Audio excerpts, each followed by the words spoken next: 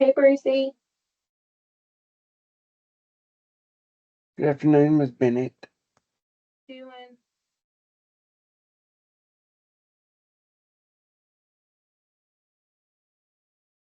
Good. This is recording. Oh, okay. Thanks for the warning.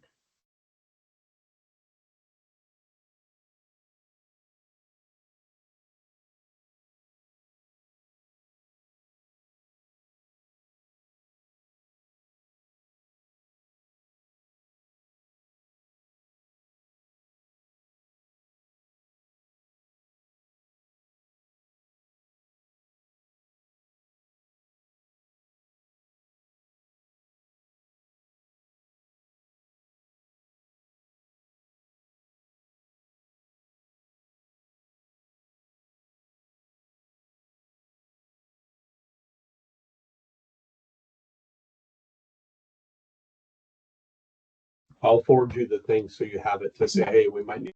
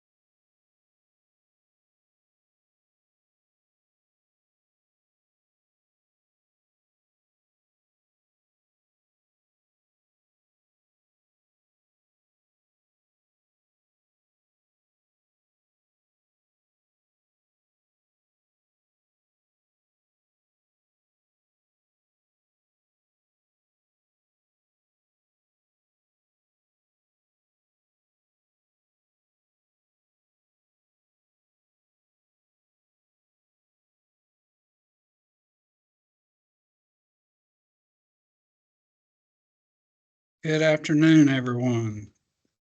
Hey there.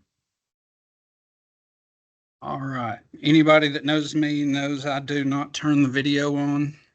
I have a Microsoft Teams audio face, and so I never show it. All right. In the interest of time, we'll go ahead and get this started. Let me share my screen here. Forgot to do that.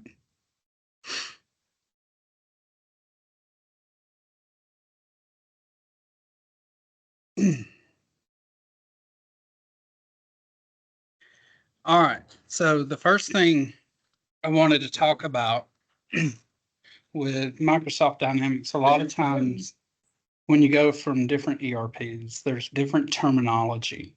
in those, and they're synonymous with each other. A site and a store, reserve and allocate, all these different terms within different ERPs mean the same thing, but it is very confusing when you first come in.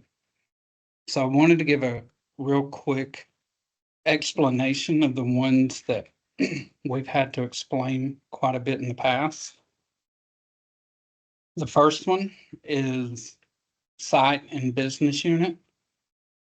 Those two things are related to each other. One is the other, but business unit is going to be more of an accounting. It's going to be a number, the site will be like a name, and the site is what is actually the physical location. Business unit is more ledger driven, but it all means the store. Okay, so, and we'll see in here when we're selecting the site and business unit. In Dynamics, you'll see that we reserve inventory a lot. Reserving is actually assigning inventory to an order, whether it's a production order or sales order, whichever type of transfer order, whatever type of orders that we have that involve inventory, there's a process of reserving the inventory to that order so it can be on supply chain radar that it's allocated to an order, but it can be released fairly easy and pushed back into on-hand inventory. Picking is another term. Picking is actually saying that, okay, I had this inventory reserved, but now out on the warehouse floor, I've actually picked this inventory and it is in a staging environment to be shipped. Okay, so these are processes you'll see as we go through that each of those terms, the reserve, pick, and pack, the pack that's coming up next, are just different phases of the order process. Packing is shipping. You'll hear a lot, you just heard me mention pick and pack. That is a process that is warehouse driven. If you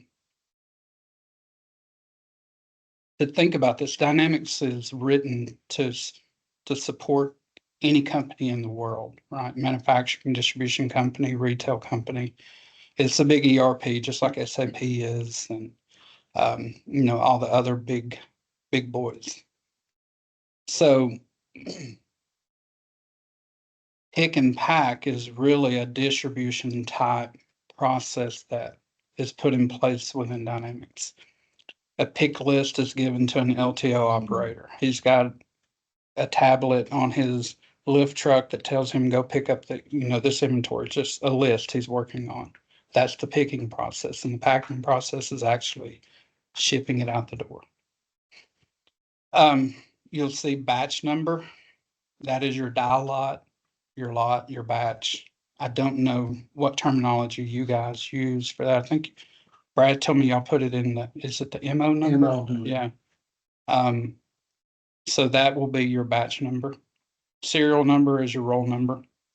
Roll numbers are going to look different to y'all. I know y'all do this ADF-001 and, P whatever. Numbers, little small numbers. These you'll have 8, 9 character roll number, a label that's printed out. FYI to you guys, and Brad Neubauer knows this, but from an inventory perspective, you'll need to wrap the roll complete end to end. Instead of, I know a lot of times what y'all do is just wrap the middle, leave the ends off. Yeah. And so because these labels to be able, one, to be scanned, but that's not the sole purpose. But just so that you can see it, we put these labels, how y'all pin it on the end of the roll, we're actually going to apply the label to the end of the roll.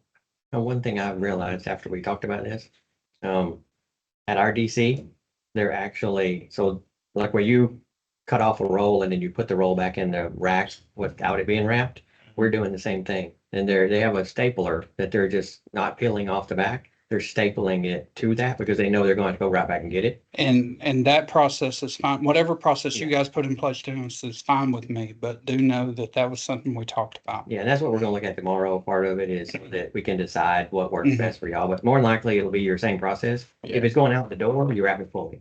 Yes, yeah. If it's staying in the house, you can, if you're gonna cut off of it more, just save all that time and the wrap, we can do it. But yeah, I'll work with each one of them. Good by me. Mhm. Okay. Inventory status is another thing you'll see tied to inventory quite a bit. It is what it says, you know, is it available? Is it in spec? Is it off quality? It's just a way to identify the quality basically of the roll, the status of the roll. Batch invoice is a process you'll hear me talk about at the end of today's little demo. Every night we have a nightly batch job that runs that will automatically invoice everything you shipped that day. Okay, so there you won't have to actually go in and invoice orders. That process is set up to email the customer if you want it to, but it will email a group that you'll be a part of, and so you'll see those emails come through every day. Controlled products use the thing that they call order status. It is something they had set up in NetSuite and that we put into Dynamics, and we've had it's kind of contagious. Other companies are now wanting to start using it more and more. But they have stages or statuses within their orders. If it's pending payment, is it on hold? Are they looking for a customer approval? Is it ready to ship? Just different type statuses that you can apply. They're all up to you. And we have the ability with each status to, if you set it to pending payment, you can set pending payment up to say, do not auto ship or do not ship it, and it won't let anybody ship it. Do not invoice it, and it will keep you from invoicing it. And other factors that you can go, just a little flag that you'll turn on per status if you want those statuses to keep rolls from processing through and being shipped. Sales taker and sales responsible. They are what they say. Sales taker is the person taking the order. Sales responsible is the person that sold the order. More often than not for you guys, well, I can't say that with confidence, but a lot of times it's the same person. But again, you can set them. Mode of delivery. I mean, most of you guys know what that is because you've heard it said a lot, but to me, it's a weird way to say how you're going to ship it.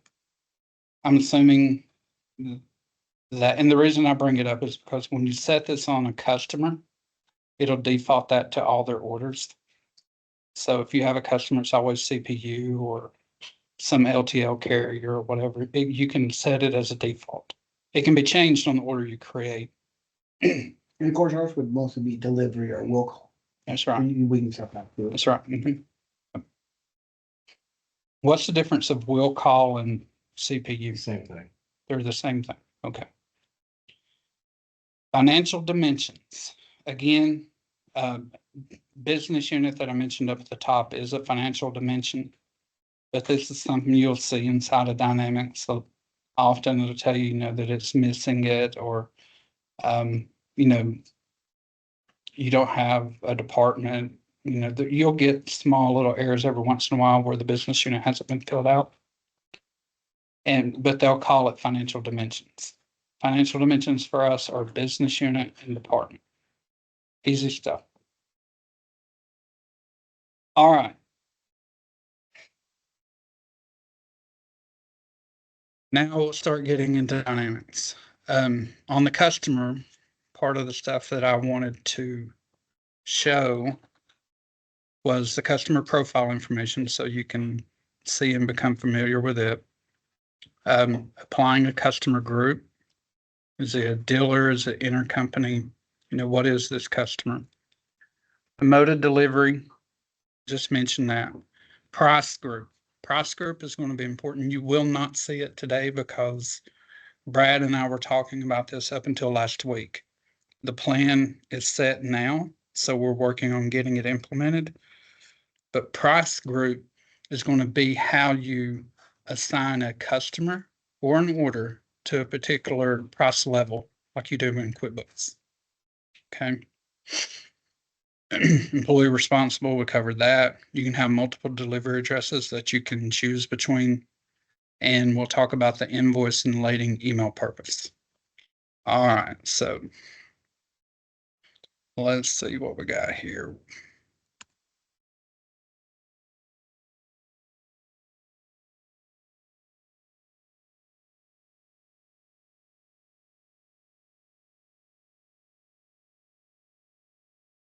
All right, we have a test in a production environment. You guys will have access to test Monday morning. Still showing the slideshow. It's still showing slideshow. Let me go back to it. Okay.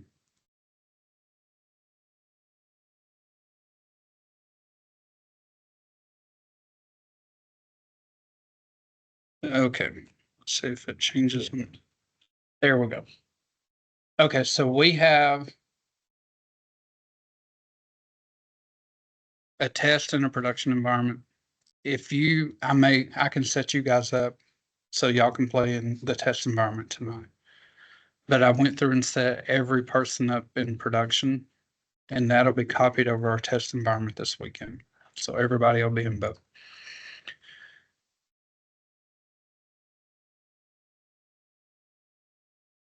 I do want to give a disclaimer. Our test system has been slow this morning because of some changes we made last night.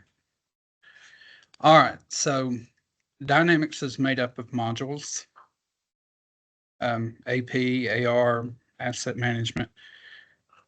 Mine will look overwhelming to you because I'm an admin and I have access to absolutely everything.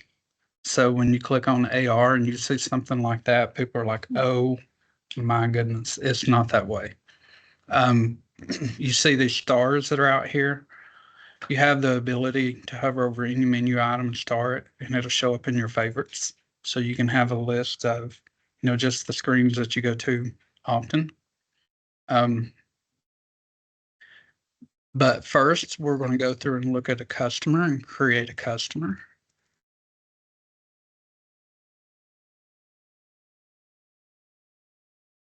All right, so this is a list of all your customers.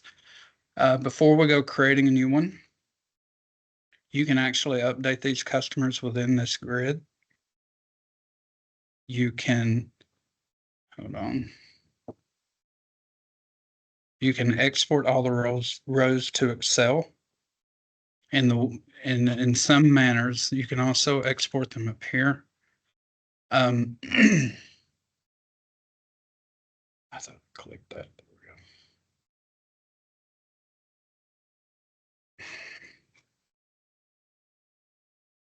we go. Oh, I gotta please wait. I told you it was depending on whether you open them in Excel or export them. You can actually open them in Excel, edit it in Excel, and update it in Dynamics. We are testing a new thing called Copilot that is right here. That is Microsoft AI inside of Dynamics, to where we will be able to ask it English questions and get answers back, like what is the total of my sales order? What customer is in Phoenix, Arizona? So there's a lot of things we're working on that. If we want to create a new customer, we will just click new. You have a choice of creating an organization or a person. We want to go with Dennis Vickery. I guess a capital I. Here's the customer group I mentioned. We're going to use the match. Dennis is already in the system, by the way. So if you're in the system, it'll pop up and say, hey, we found a Dennis Vickery. Is this your guy? Customer group. You can see we got affiliate, church, commercial, dealer, domestic, educational, government. You can see all the list. So we'll choose dealer. You can set up delivery terms, mode of delivery, where we talked about CPU. Here's where you'll assign employee responsible. I'm going to leave it blank because I want to show you. This price group is where you're going to choose what price level to assign to that customer. Again, they're not in here yet. Brad and I wrapped that up Thursday or Friday of last week. Just scroll here, you'll add an address.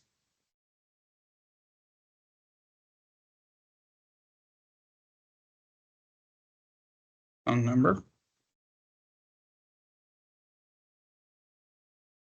You can do Dennis's.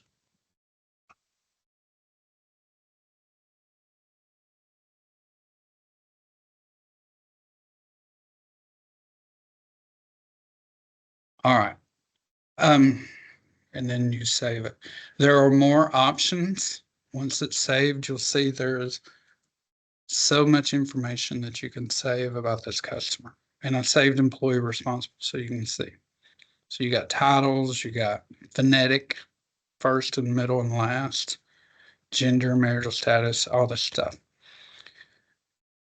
Right here on this email, I talked about lading and invoice purposes. There are purposes that you can tie to contact information. And how you do that is you click on the advanced button.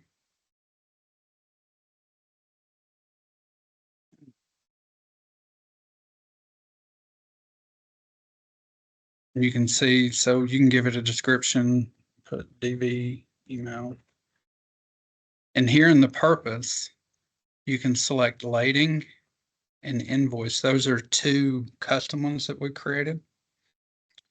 And those will email that customer a copy of their invoice when the batch invoice runs at night. If you ship them an order that day, it will email them the bill of lading that night. If you don't want the customer to get it, just simply uncheck it. Okay.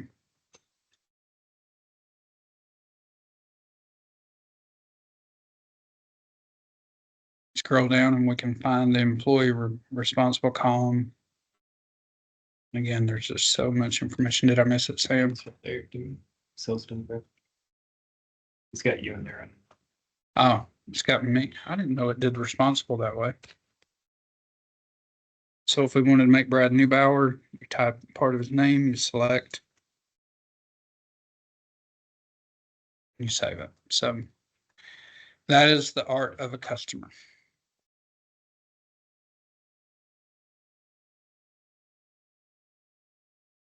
Any questions on the customer side? G? Johnny, do we, in NetSuite, we classify the customer types as either a DIY, a contractor, or no, it's a department, contractor, install customer, or a DIY? Is there classifications like that in some other fashion? We don't currently have them, but there is the customer group. Isn't that right, Sam? We can. Well, the customer group is what we selected as all of these. Would it fall in here to be like a dealer being install, or we could type in install, we could type in DIY, which is just like a normal person. Would that work? Yeah, I mean, if there are some user-defined options we Yes, can put in there, that would work. On every screen in Dynamics, and some of these with system data that we have programs that are depending on the values. Some of the forms are locked down, but on every drop down, you can right click and say view details. And it'll take you to that form that defines it. It takes you, if it has a value, it'll take you just to that value, but you can go to that filter and reset it, and it shows you all of them. And it's as easy as, you know,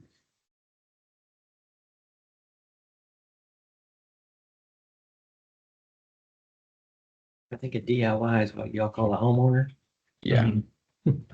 All right, so we can go back here now. Change it to DIY. Yeah, okay, yeah.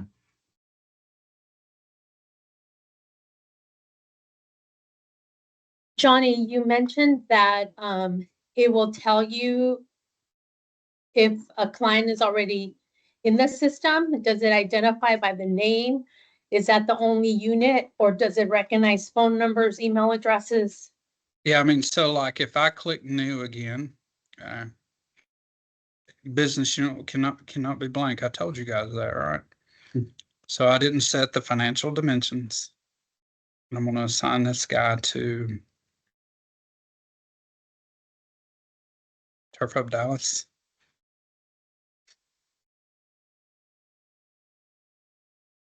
Department of his sales. All right. So if I click new, and let's say that I type Johnny, you'll see that it will try to find all the Johnnies that it has. The way Dynamics works, when you input a customer, a vendor, an employee, when you create all of those guys, it puts every person in a company in a person table. So they're there. And then if you become a customer to this company, it just makes a reference that you're a customer to that company. That way, if Johnny Ingram is a customer for Turf Hub and I'm a customer for XGrass and my address gets changed, I moved to Florida, you change it on Johnny and it'll change every customer in every company. By choice, it's not automatic, right? So you'll know because you'll know that you're dealing with the same person. And I can easily show you later how that happens, but that is how Dynamics works with that. And there's the match of all the Johnnies. It shows the address. You can cancel and it would not use that match. Got it. Okay. Thank you. So Mhm. Johnny, you don't actually have to go to a search function when you are in a create new, when you are in the data cell, as you begin to type, it will auto search the existing entries for you. When you're creating a new customer, yes. Okay. So that'll help us avoid duplicates because I believe that's what Jackie is asking the question for. How can we search existing customers so that people aren't creating new if somebody shops at like Fort Worth and then goes to Dallas type of a thing? Okay. So I think just clarification, that's where she's coming from with that question. Okay. What I would also say is that what you guys are calling what Dynamics is calling a group, NetSuite calls department, and what Dynamics has as a department is just some sort of classification that we don't really have a layer of classification for in NetSuite. So that might be something we want to add to your little terminology key. Is that Yes, agree. department means something different and group means what formerly was department. It absolutely will help to come up with a synonym list, that, hey, this and NetSuite is this here, and build that list and push it out. And did you have a question? So it also identifies company names, correct? Like if you just put one. Yes. Okay, perfect. Yes. Yeah. And I'll show you, I need to talk about this one thing real quick and I'll show you a little bit of how that works. Okay, so here in a site and warehouse, I told you site is a business unit. So if you look at the sites, you'll see that we have Turf Hub Austin, Chandler, Dallas, Fort Worth, Houston, Katy, Houston, West Phoenix, and Turf Hub right here won't be in production. This is a test. It will be Turf Hub Express Houston West. Okay, but that won't be there in production. We've removed it. So we'll choose Dallas. And we'll choose a warehouse. And I will tell you, we only have one warehouse now. We may end up we have a lot of warehouses and some of our distribution centers for like inventory that we're writing off, obsolete inventory. We'll create a warehouse for it. We create warehouses for consignment inventory. transient inventory. You know, like if we here we outsource the coder. When we put foam on the back of turf, we send it to another company. That is us. We will create a warehouse for that vendor just to let us know that that's where that turf is. All right. And this I will do really quick so we don't lose time here.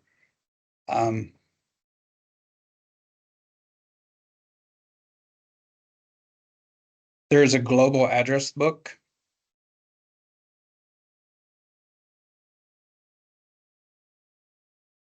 And we'll look up. This is that address book I was telling you about that puts everybody together. When you look up here, I could easily make Dennis a contact, a vendor, a prospect, an applicant, or a competitor just by clicking these, and I would set them up as within this company as that. You see, customer and worker are grayed out, which means he is already a customer and a worker. I see there's two Dennises in here. I could easily select both of these and merge. So you can merge them into one person. If you do get duplication, it's kind of easy to put them together. All right. So back to this. Sales orders. What we're going to cover is to choose or create a customer. I want to show you how the lines and the header sections work. Confirm ship date is a column that's a big deal. You'll see that in some of the Power BI reports that I'll show you in a bit. Customer reference and what requisition, I just want to make sure you noticed it. If you have a tracking number, you can enter a tracking number and you have an option whether to show the tracking on the bill of lading or not that you have to turn on. The reason we do that is because a lot of times internally we want to track the shipment, but we don't want the customer to see the tracking. It could be an LTL tracking number, and you have to be a vendor to be able to see that tracking info. If you wanted the customer. If you wanted to see it, all you do is turn that on, and I'll show you how to. It's really, really easy to turn that on. We have a button called commercial invoice. Again, you just touch it and it turns it from yes to no or no to yes. If you have an international order, a lot of the times they want the word commercial invoice on the invoice. If that is turned on, it will make it a commercial invoice for international orders. I wanted to show you how to minimize and maximize different sections so you get a bigger view. Pay link. I think you guys have already been exposed to PayFabric's Pay Link, where you can email a credit card transaction out to the customer. They can do it themselves. That is in Dynamics. It is really, really easy. It'll default to their email address, but you can put a different email address on it. It is not in our test environment as a safety feature to make sure that we don't accidentally email customers bogus invoices. We've added a new feature called an RG payment. And again, the sales order status. On the sales order lines, typical item price quantity. And we'll look at how you can see your on-hand inventory. I want to make note of the total batch quantity that's on there, and then we'll talk about quick cuts. All right. So we go back to accounts receivable, and we look at all sales orders. One thing I didn't mention, let's say that we're looking for that sales order right there. And I did want to show you one other thing that I'll need to prep here.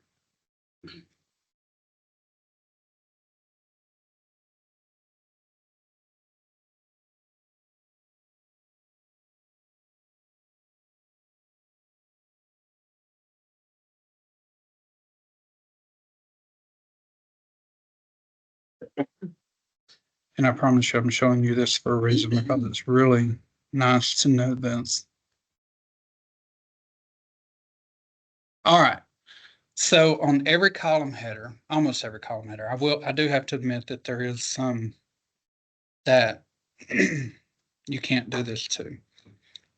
But like on a sales order, if I'm looking for any sales order that contains 1022, I can change this to be is exactly, is not, contains, does not contain, begins with, is one of, after, before, and matches. Okay, so if I'm looking for anything that contains 1022, I can apply it, and there it is. Filters it out. When I want to clear it, I can clear it. You can sort it. A to Z, Z to A. If you have, I want to look at orders with just Maggie Cochran. Okay. And so let's say that this is one of my biggest customers. I can come here under a view and I can do a save as. I can call it Maggie's orders. Specify which legal entity I want to do it in. Do I want to do it in all of the companies I have or just the current one? And I say, okay. So now I can go back to a standard view and I can be looking at this, and then I can just easily come in here and select Maggie's orders. And so you can create orders like this and filters like that to be able to build a list so you can quickly run through them. Johnny, I have a question. Yes. Can we filter this particular view, or is this particular view already filtered by location, or can we filter it by location, or do we need to add a column in there? You would add, you have business unit, and to add columns, you right click on the header and say insert columns, and you can see all of these columns that you can add, every column possible that you can add to that grid. Okay. Yeah, Beautiful. it's very easy to add columns, to remove columns, to build the view. What most people do is they get everything sorted and see, like, you can even grab this and move it over here. Yeah. Move it back, and then you just save your view. I'm gonna save this as my view at the, well, my view is still down there, isn't it? Same. It's just how I You could scroll filter down. for a There custom it view. is. I didn't see the business unit name there, but now that I see it, that makes sense. That Yeah. I didn't see it, and I was like, okay, well, I don't know if you Yeah. can filter, but now I see it. So yeah, that's good. Good. Yeah, That and seems easy too. another thing to notice, this is a customization, is we put the invoice total here on the grid, so you don't have to open the order to see it, because this is the beginning of information, right? So when you click on that sales order, it just shows a lot of stuff. Slowly for our test environment. I can promise you production is not like this.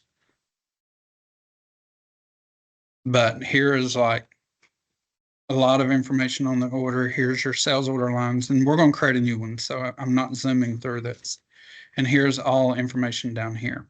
So that grid is, you know, just what you want to see really quick, or something that you want to come in here and be able to export this in a spreadsheet and send to somebody. You know, like if your customer, if Maggie's orders, the view I have, if Maggie's a big customer of mine, and they email me and say, hey, I want you to give me all my open orders. So I can come over here and I can go to my Maggie's orders, and I can make sure that the status says exactly, of course it's going to be type open order, and now I can export this and send it to my customer right then, just like that.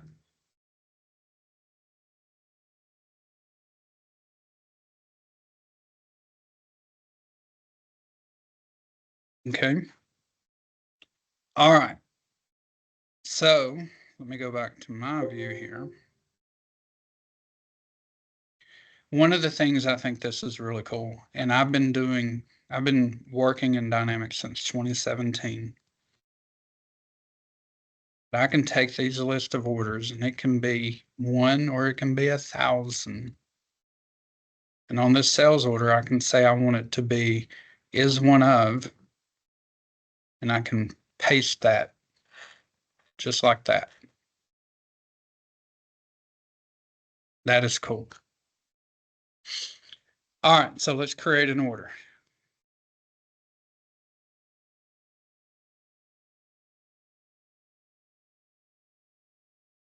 So here we start typing Dennis Vickery. Customer comes up. We notice his address is 205 Boring Drive, but that is not where we're going to ship this information today. So we're going to add a delivery address.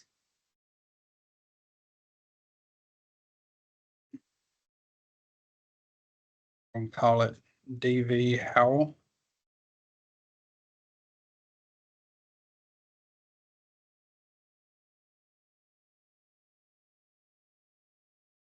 Okay, and so it changes his delivery address for this order. But as you can see, you can choose between his delivery addresses.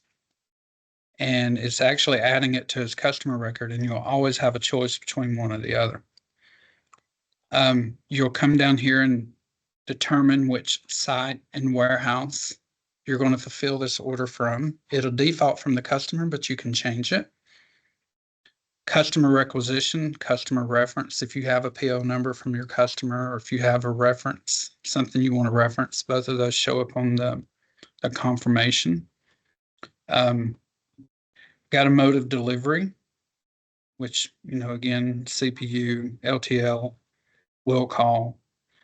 And then here's your sales taker, sales responsible. Again, it defaults from the customer. As you can see, we entered Brad earlier, or you can change it. You click OK.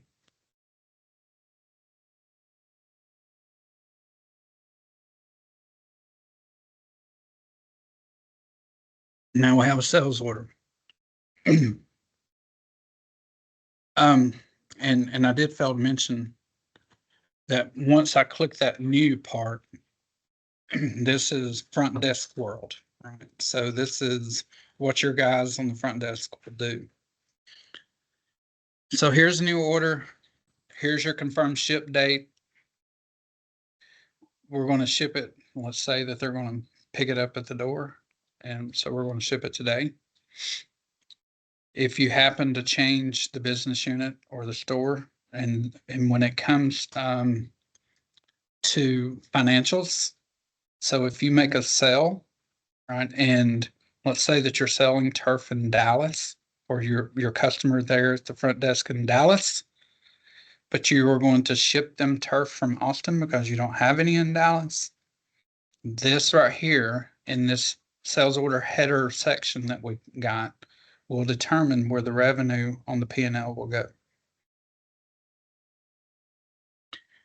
You can change on each individual line where the turf will be coming from, but the sale is going to be tied to the store that made the sale, or whichever store you put here. Okay. Here's the commercial invoice. If I wanted it to be international, this is easy as turning that button on. If I had a tracking number and I want it to be internal, I'll leave it alone. If I want to show it on the bill of lading, I turn that on. That's it. We do not have order statuses in here, but the status ID for the order, if you had, and I can show you guys later out of this meeting how Control Products does it, but this is where you would have ready to ship, pending payment, on hold, don't ship till, whenever. We have delivery notes that will go on a bill of lading. We have freight billing information. A lot of times customers want to use their own, particularly for tile, they want to use their own FedEx information or their own FedEx account. So they'll put in here for freight billing to let people in shipping know that, hey, they want to use their FedEx for shipping. And then here's sales order lines. We talked about minimizing and maximizing. After I'm done with a section, a lot of times I'll just hit this button and close it down. Easily to close it back, open it back up and down. And you'll notice if you, on most forms, not every form is this way, but if you minimize all of them around you, it will open up your lines and make it a little bigger. Okay. But to sell turf, you will come in here, and the way we have a naming convention, we have accessories, so if I wanted to look at accessories, I would just type ACC, and here are all the accessories that we can add. These item numbers look a little strange to you, but I'm gonna show you something here in a second. If I wanted turf, we would type turf. I hit enter, my bad. I would type turf, and then all the turf will show up. The product name is y'all's name, right? So we did give them new item numbers, but the name is your name. So you would come in here and you would say that the turf I've looked at and know we have inventory on is all play. So I'm going to say it contains all play, and there's the list of all play. All right, so I'm going to select it.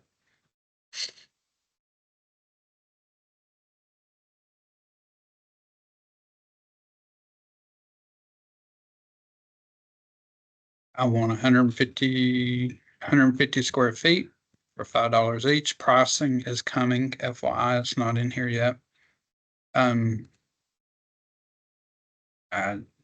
That's because I messed up. Give me a second here. There we go. So 150 square feet, 5 foot per square foot.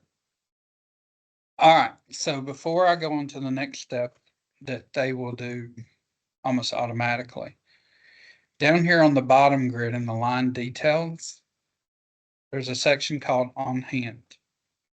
When you click on that on hand, it is going to show you all the on hand inventory for that Dallas site and that Dallas warehouse. If I wanted to see the on hand for a different one, I would just change the site and the warehouse here. Okay. So here's the on hand inventory. We jammed some inventory in here. We did not make the batch number the MO number. So next week, when we repopulate your data, it will have true batch numbers in here, but they don't have, now the batch number matches the roll number that you had. So here you can see we got a roll that is 1,500 square feet. The length is 100 feet long, the linear length. The total batch for that is 1,500 square feet. This kind of looks weird because it is roll to roll right now. But let's say you had an MO number out there that's 753, and there were 20 1,000 square foot rolls on there. Your total batch quantity would show you 20,000. How that helps you is when somebody comes in and they want 15,000 square feet, it'll show you how much you have of a particular lot or batch, and know whether it's worth wasting your time looking into that. You can reserve the inventory from clicking right here. If it is reserved, and it'll show up in physical reserves when you do that. That means nobody else will be able to touch that inventory. They'll be able to see it's tied to your order, but they won't be able to touch it. Or you can pick it. So you can go ahead and just say, hey, this is in a staging area. I want my guys to get it. It's gone. You have the option to do either one you want. On turf, you probably won't do this very much for turf. But we'll go through and we'll add an accessory. Sam, do you remember which accessory I added yesterday? It was Vendor board black. It was the black. I thought we had. No, it was that. Oh, no, the cat. Yeah, 50 foot. Yeah, I'm gonna show you. Yeah, I'm gonna get there. No, Right. it's the pet. The Zap. Yeah. Okay, so I'm gonna pick it. I'm just picking this because I know I have inventory. All right. So right here, now you've added your 2 items that you're gonna add. All right, so let's go back to turf. You mentioned roll cut size, right? We can have in this any combination of 10 linear feet. You can have 5 15 by 2s. You can have 1 15 by 10, 2 15 by 5s, whichever way. For the retail side, for the front desk, did I make sense there? Yeah. Okay, so 150 square feet is a 15 by 10, right? You can do it in 3 cuts. You can do 5 15 by 2s, You can do two 15 by 5s. Our customer wants a 10-footer. We're gonna do that. Okay, so here we go with Essentially 10 just footer. Or what we do now, you guys tape it in. So it's already there as a Mhm. quantity and then you just determine what you're gonna put it in as. Yeah, So I'm, in QuickBooks, you make notes of the size, right? In QuickBooks, you just make a note of what size you need. Here's what we're gonna do here. We created a thing called Quick Cuts. You will click Quick Cuts. You will come down here and you'll say, I want a 15 by 10. Here's all of my inventory. I'm gonna pick this roll right here that is in this warehouse. You can change warehouses. And I'm going to assign it to that cut. I'm gonna click the center of the signs here.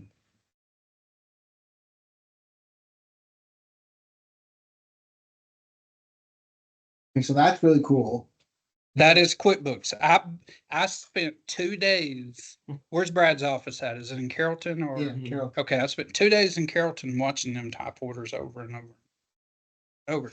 And they're in that item thing, and then they get an inventory list and they're going through here picking which one they want in that item and slapping it into that. So you will go through your inventory, find the roll you want, enter your cut and assign it. You could have 20 cuts right here.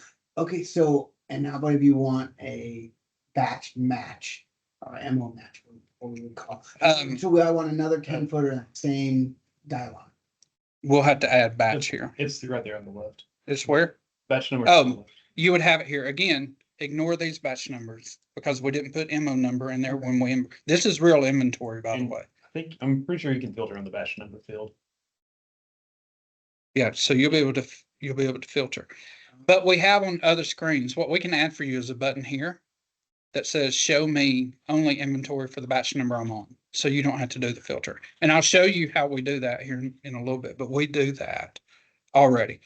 So all we did, we clicked Quick Cuts, entered the cut, found the item and assigned it. And we click OK. And as far as the front desk is concerned, or this is a procedural thing, who's going to do the next step? So the way Dynamics works outside of Turf Hub, outside of retail, sales reps will enter the order and they actually come down here to a thing called roll cut setup. And you can see that 15 by 10 we just entered, and they'll enter all the cuts and roll sizes they need here. The reason they do it down there is because they enter those cuts, but then we have a scheduling person that is looking at every cut for controlled products, every cut for Turf Factory Direct, and every cut for X-Grass. And they are assigning inventory based on that. So X-Grass sells turf called X-Grass Prime. If they've got a 15 by 20 foot cut, Controlled Products is selling it, same turf, and they've got a 15 by 30 and a 15 by 40. Now the schedulers are able to cut one roll to make all those cuts. And so it just gives us a way to group them together. From a store environment, you don't have that, right? So we skipped that part for you guys. That quick cut, the magic of it skips that part. You assign it right there very quickly. Okay. All right, there is another form in Dynamics called Make Cut. And for those interested, after this meeting, I'll walk you through how Control Products does their cuts. It's pretty fun to see. But we have a Make Cuts form, and this is completely custom. But here is that 15 by 10. Is that the one, Sam? The first one? It'll be the one with the biggest order number. No, right here, 1063. This is our order number. We assign this roll for the cut. It's a 15 by 10. They look at it and they make sure everything is good. It tells you what location it is in. So here's a procedure thing that you guys will have to decide. At the front desk, they can enter that quick cut. Tell me the roll size, what inventory you want to throw to. Then it throws it to this form. The way we have our cut table, you'll see it tomorrow. is they sit here on this make cut form and they refresh and it just shows them cut after cut after cut after cut. Okay. And so they can just sit there and process the cuts that they need. Will you guys want the front desk people to just go ahead and make the cut here? Or will you want your warehouse manager to be looking at it and him click? All he's got to do is click make cuts and this is over.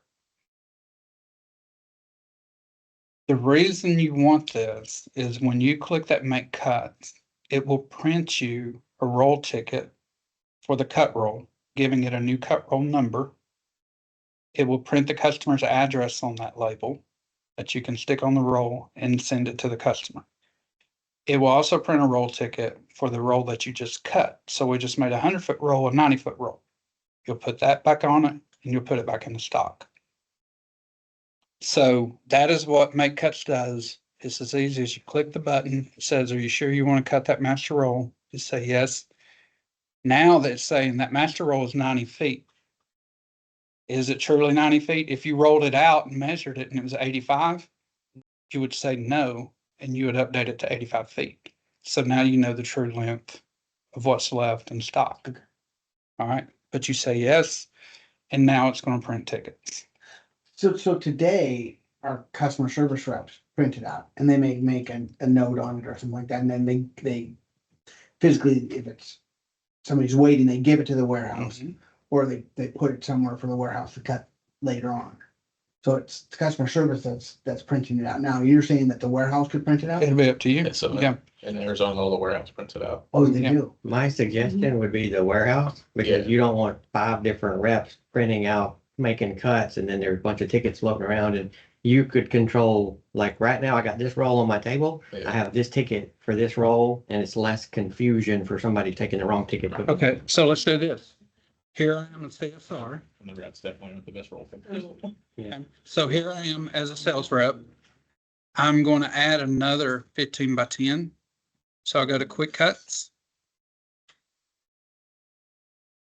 Golly bum, I wish this was fast like it is in production. It makes me so mad that makes it seem like it takes forever. So I click new. I make a new 15 by 10. I'm going to assign it this. I'm going to say okay. I'm going to come over here to this form because I'm in the warehouse. I just walk back in my office. I click refresh and there it is. Right. And so I click here. I make the cut. It prints the label and I'm done. Now, let me tell you the other magic thing that it does.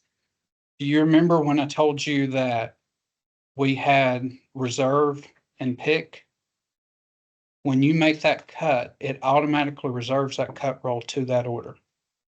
So nobody can touch it out of the gate, right? There's no revisiting. Your front desk people are done, except for the payment. I do have to, except for the payment. But that's it. That's how easy it is to create that order for that customer and put it into the process. This was the point that when I was there in Carrollton to where the front desk people entered it and they carried a sheet of paper out to the warehouse. That's what we just did. So, and you don't have to answer this, it's going down in the weeds pretty far, but I mean, today, I mean, we may have cuts reserved on a roll. And it's gonna be done next week. And Yeah. some sales rep calls Cassandra and says, hey, can I steal that roll from you for my customer this week and you can get something No next problem. week? No problem. If we look at that order down there, so we go back to look at on hand. I want to search by largest to smallest on the physically reserved. That did not refresh, Sam. So let me go back the way it was, and I want to look at 150 square feet. So after you make the cut, you verify that, switch the line, I get back to it. Ah, that is right. That is right. That's my fault. Yeah. No. This water rolls in. What happened there? 5 by 5. Yeah. Okay, so if we look at the on hand now, go down here, we should see the 150-foot rolls.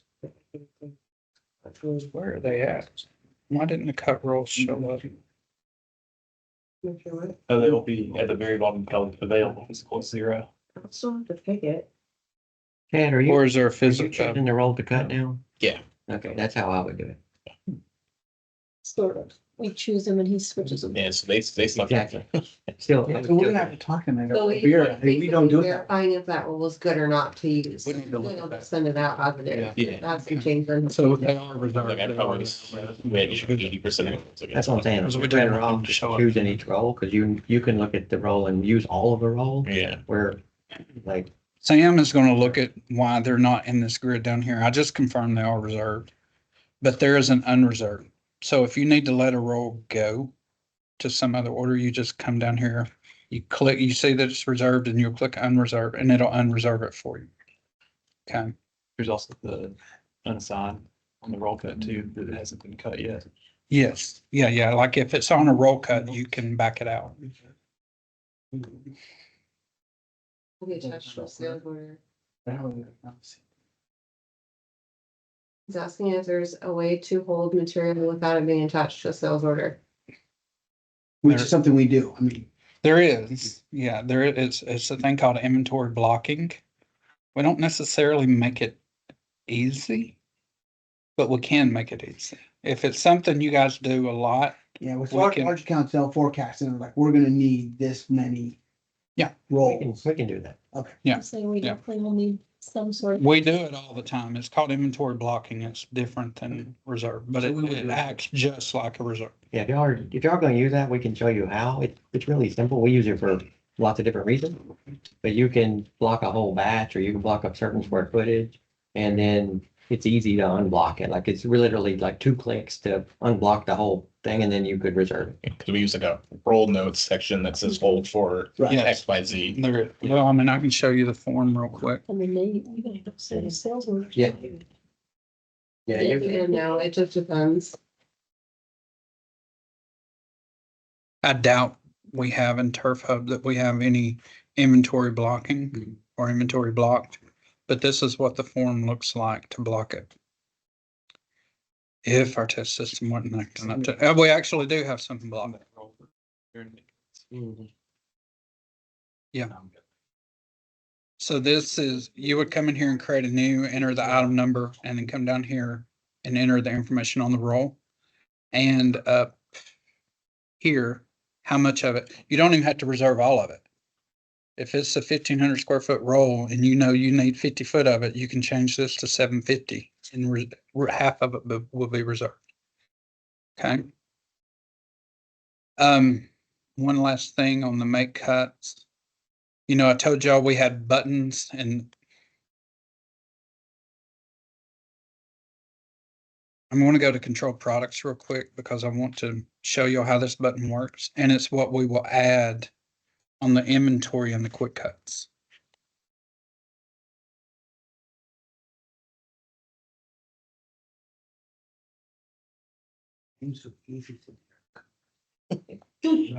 Yeah.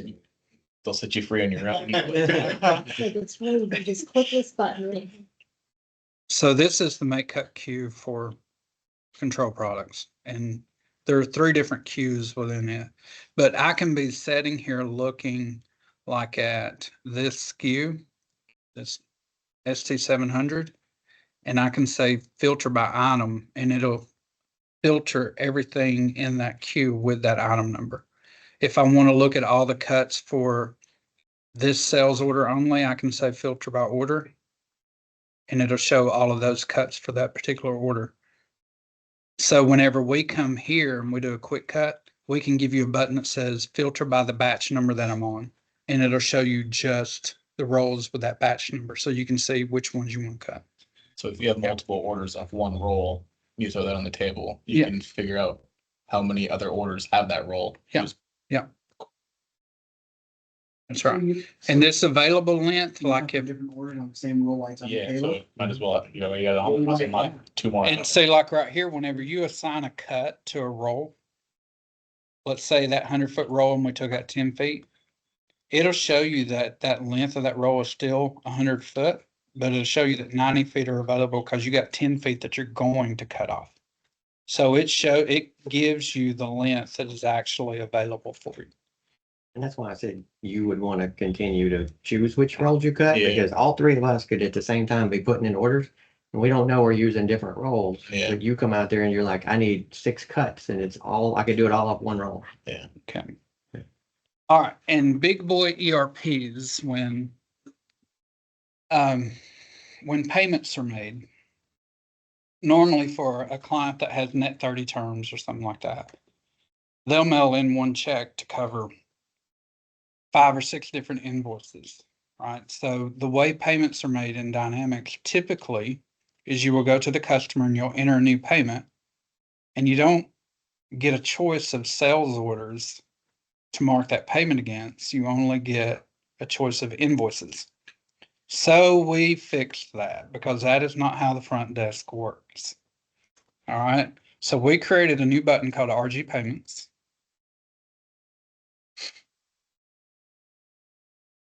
And you will come in here and you will select your method of payment.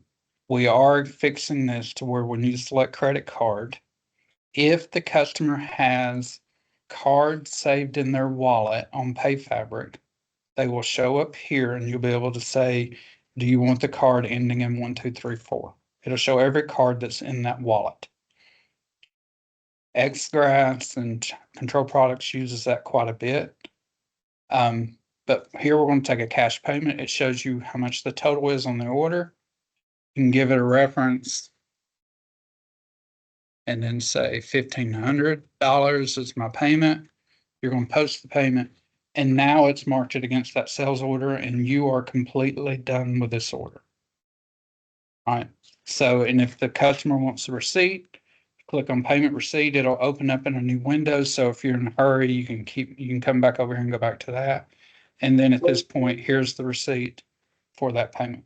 So For that. payments are applied to sales orders versus invoices?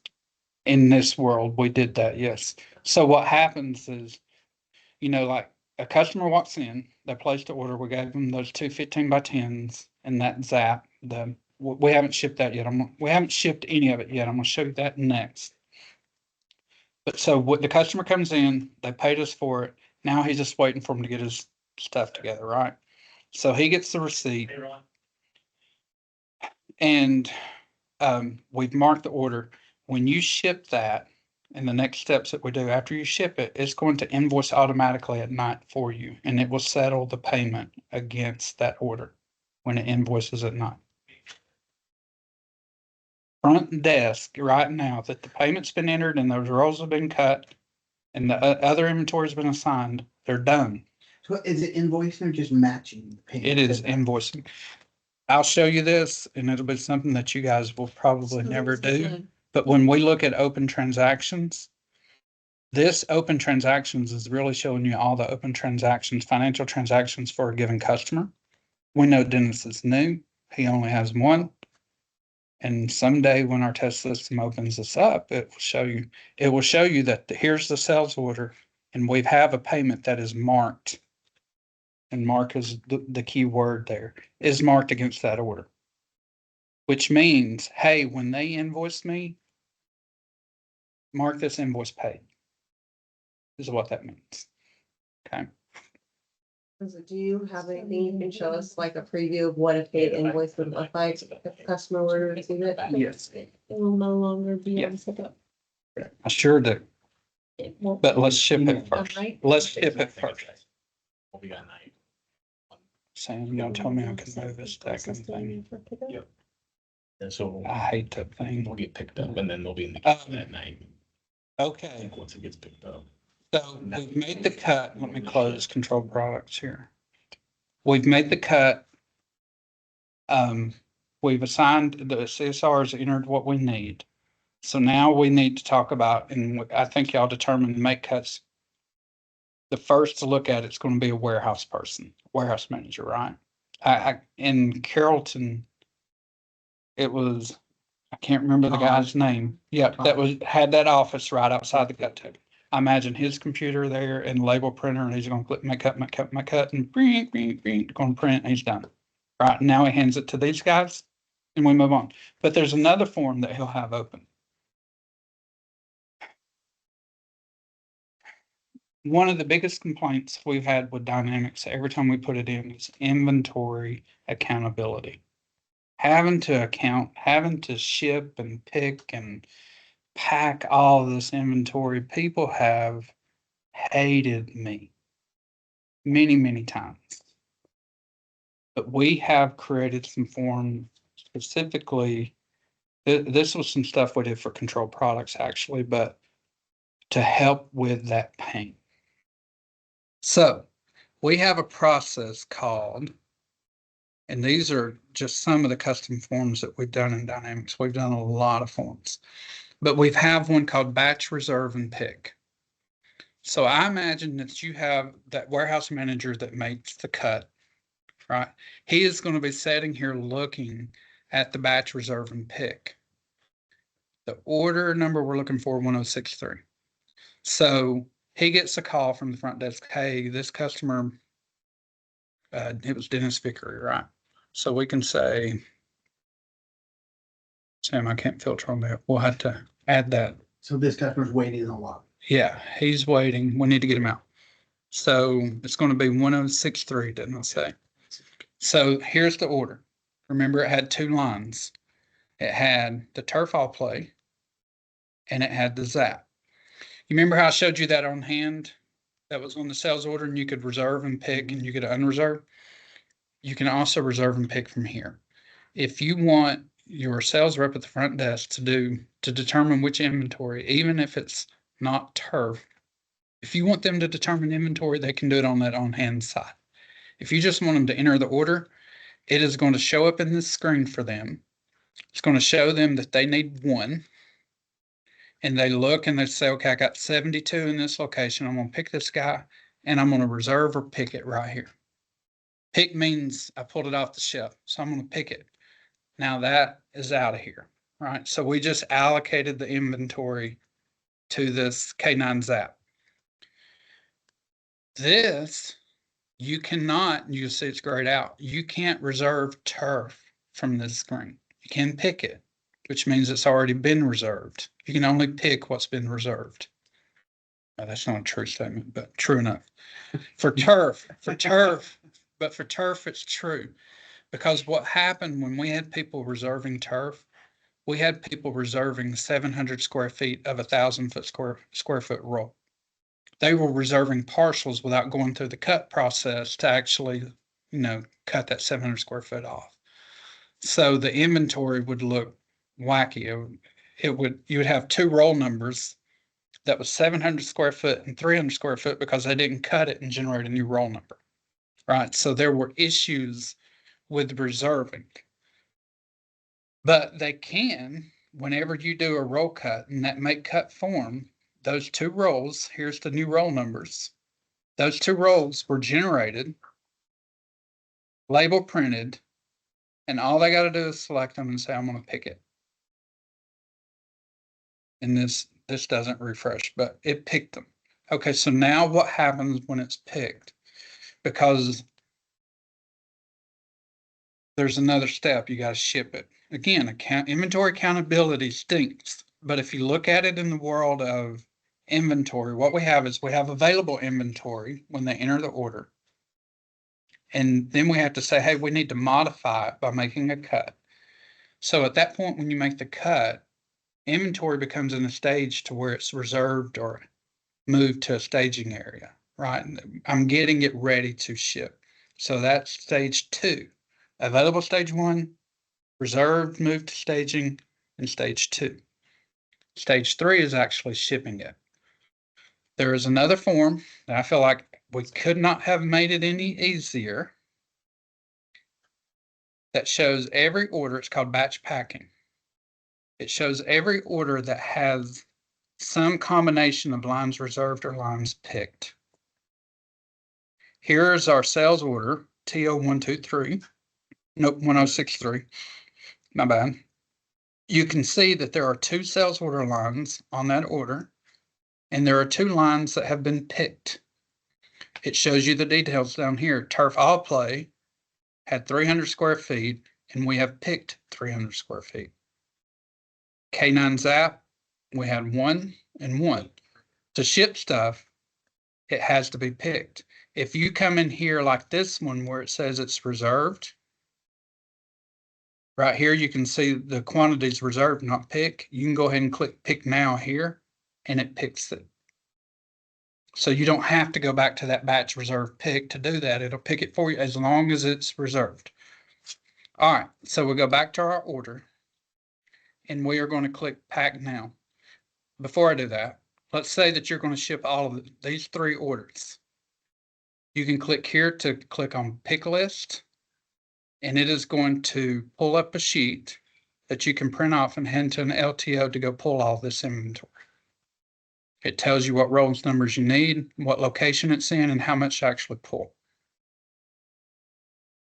Okay, so after you pick that, after it comes back and says it's done, I'm going to ship this order. I'm going to click pack now. It confirms that that is the order you want. You say okay. And now it's creating a bill of lading. It's going to open up in a new window and show you that bill of lading right there. It just is our test system. It's slow. It's been driving me crazy all day. It's actually So faster you right had now. a pick list. Was it 3 different sales orders? So I'm sending Yeah, somebody out- yeah, if you could say, hey, I need this I got 5 orders that we need to get shipped out real quick. I need for you to pull all of this up here to the cut table. So that would be something different for us. I mean, Yeah. when we give somebody a list, it's 1 sales order, they get it. You can do it with 1. Whatever you have selected, you could pull that pick list for just 1. So you could do it by customer. By Yeah. order. I mean, Yeah, you we can click would- like, I'll show you that when I get back to this. Okay. If you had, like if you had somebody, 3 different customers wanted the same stand, and that you could click on that and they could go pull it all, bring it to the front. Right, instead of just We've going made back. enough mistakes already. You don't need to do some sales orders. It is 100%.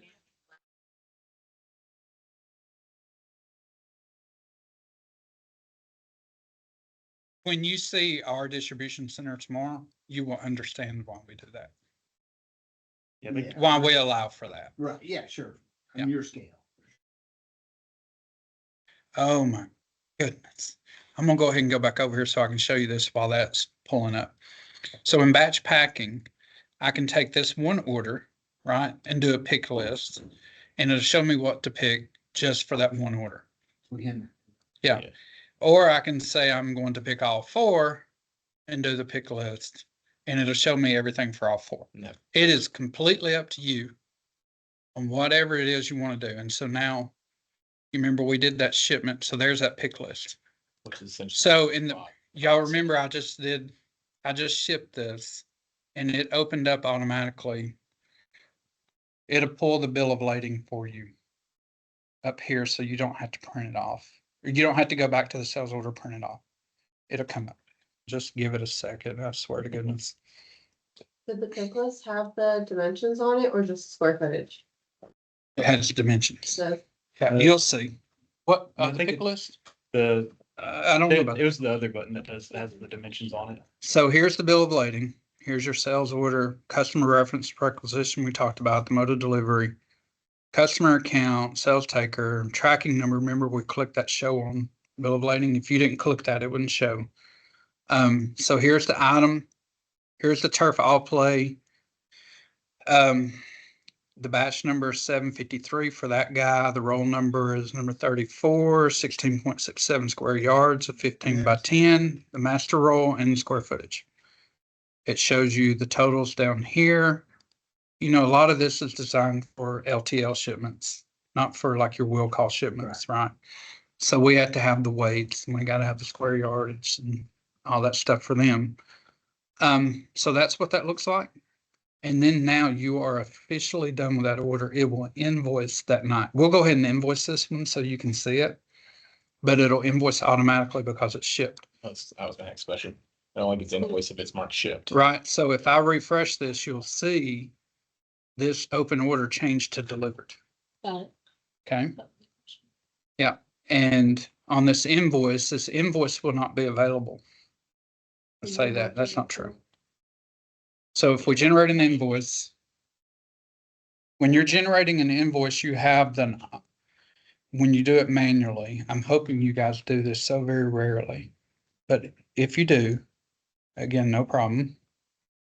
It warns you if you happen to, like, see how I left that unit price blank? If you accidentally left a unit price blank, when you go to generate an invoice, it will warn you, hey, you got one blank, is that right? Just We need friendly. stuff like that to roll this system everywhere. We need it like foolproof. Hey, well, there's a reason it's dummy proofed already. All right, so whenever you do an invoice, and it's not dummy proofed, but it took a dummy to get it proofed that way. You can select I want to invoice every line by all. I want to invoice just what's been picked. I want to invoice a packing slip, which is what's been shipped. So you can scroll down here and you can see the 2 lines that'll be on the invoice. You can determine, hey, does all of this look right? And you say, okay. And it will generate the invoice. And I'll show you the invoice. It'll be very similar to And what does the that- bill of lading look like. And that'll get automatically emailed if we check it. That will be automatically emailed every night. It's going to be emailed to you regardless. And we have it set up to where the email to the customer can look like it's coming from the employee responsible or the employee taker. Right? So it'll look like if you're the salesperson and it's Cassandra in there, the email will come from you.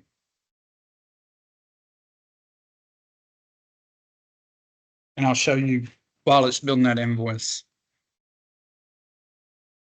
And I'm using this whole new Outlook. I think I hate it. So if we come down here and we look at control product invoices that are being emailed every night, see how they're from different people. There'll be a group like this that this email will go to, and you'll be a member of this group and you can come in here. If you want to look at BSN Sports, you can come up here and say BSN Sports. Right, and it'll show you all the invoices that are in there for BSN Sports. If you want to open it up, here's the text that says, here's the invoice that got emailed to them.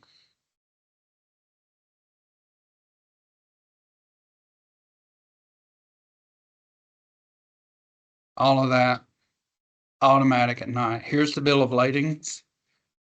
This is our tile company bill of ladings. Same thing at night. If they ship that day and the customer set up, it'll email them this bill of lading. The LTL driver will get it, right? And then so will the customer get a copy of it. So they'll be able to check to make sure everything that was shipped and that was on that bill of lading shows up. They can come in here and say, hey, I got 3 packages coming to me. Okay. That was a lot. And I really tried to focus in because I knew this was going to be a lot. And I don't want this stuff to, you hear it and it just, so I've become Pete and repeat, and I'm saying the same thing over and over again. So make sure that the key things are. We'll be back again next week. And that's fine. No, I'm serious. These meetings is being recorded. We're going to we have a YouTube channel that we started a couple of weeks ago that we're going to start dumping these videos on so people can watch it on their phone while they're working. YouTube was just easier. We've put it on SharePoint. We've put it on the internet. We put it on all these places and nobody ever looks at it because it's nightmarish to try to find. So we created a YouTube channel knowing, okay. When you're processing sales orders and a client has like custom names for a product, Mhm. is there a way to notate that on the sales order? Yes. So right down here, when you're on this turf all play on the product, her. Think it might be general. Setup. Yeah, Johnny, it's under Yep. general. So this text right here, you could say this is.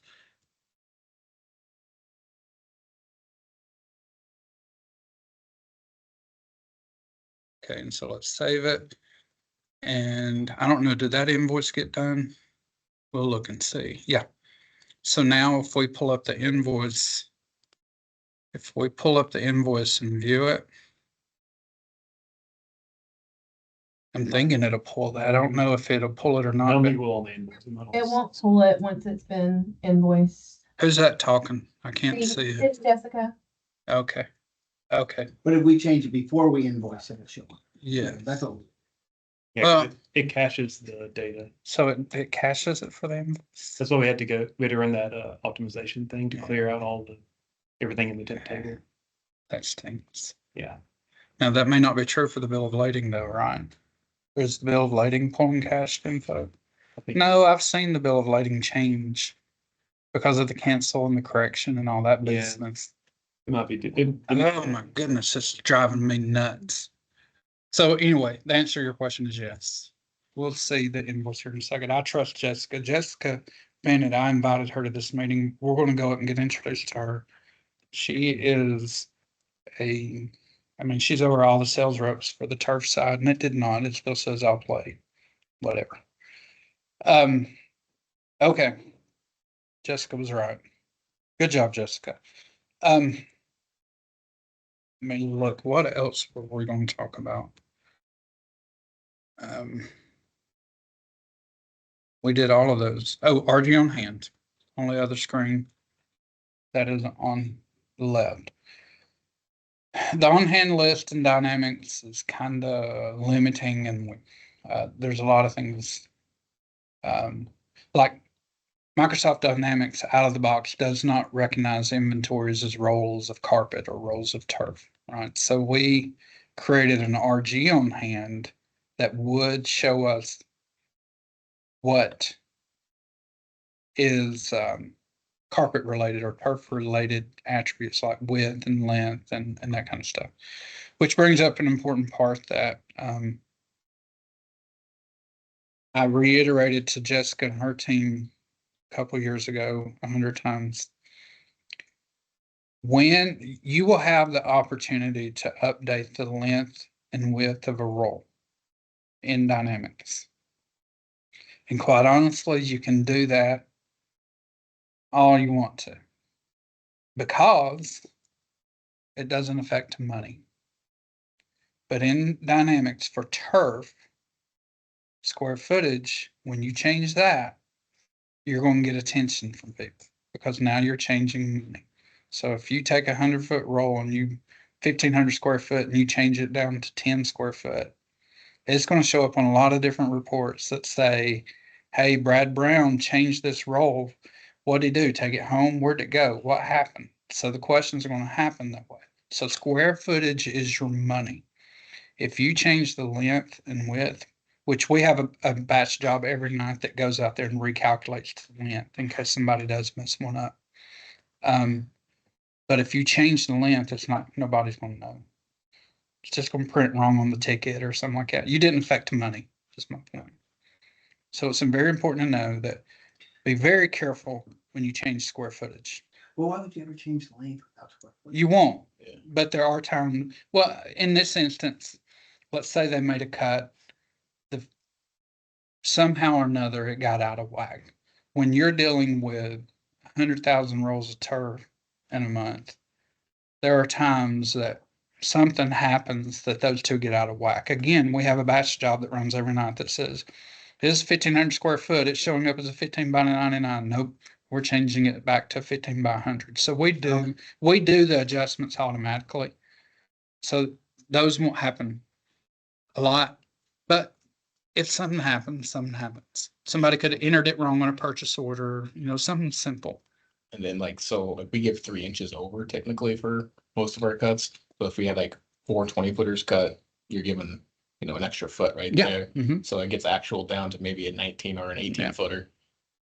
How would we change that in the system there to? RG on hand. In this screen, Dennis can probably talk more about it than I can. He and Denny.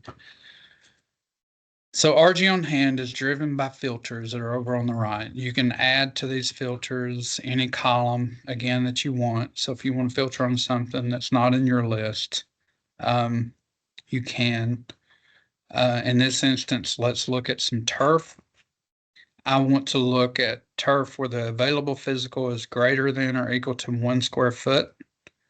And I want the serial number to begin with T, which means that it's a roll that we imported. You click apply, and so here are all of that inventory. You can resize this, so I don't want to get rid of that column because it'll change my view, and I want to keep that column. We use that a lot in other companies. All right, so here's where you'll come in here, and you will be able to take a given roll right here that is physical right here. This one is 750 square feet, TH2. It is, oh, I want to look at only want to look at Dallas. It'll help the inventory here a little bit. All right. What? Oh, before. Oh, before. It's not completely dummy proof. All right. So here's all of Dallas's inventory. So you can see width, length. Here's a 15 by 10, number 26. You can come in here and change that. You can change the location of it. All right. You can change the quantity. You can change the width and the length. If you change the quantity, you're going to have to tell us why you did it. You can't do both the location and the quantity at the same time, can you? No, I don't know. at one point that was a problem. I thought I don't know. You would know better than I say it. okay. There's a possibility that if you Actually, I don't think I've been looking at that screen. It was that one time, I mean, like last year, it was an issue. It was causing duplicate rolls or something. So I thought you put in a block so you can only do one at a time. I could see how that would be hard to manage. Yeah, I think it's best to only do one at a time. If you're gonna do the location, do that and then do another. And then turn around and Yeah. update in that location. Because what can happen if you're talking about like sand, for instance, I got 100 bags of sand in location A1 and I'm moving 50 of them over to A3. If you changed 50 and A1 to A3, it's like, what am I moving? What's happening? But if you change the location to A3, well, off not a serial number, you can do that. You'd have to be able to. Now this screen will only let you move the whole quantity. You can't split it. Well, we'll fix that. Okay. We'll fix That'd that. be great. One thing you've never seen, Dennis, and I've not even tested it. It's only in test. You're talking about something you're working with. Yeah. Yeah. Inventory status change. So you can trigger changing it from available to off quality from in here.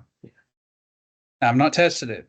They tell me it works, but I've been more interested. But this is where you would go to do this. You can reprint labels here. So that's where you edit your inventory.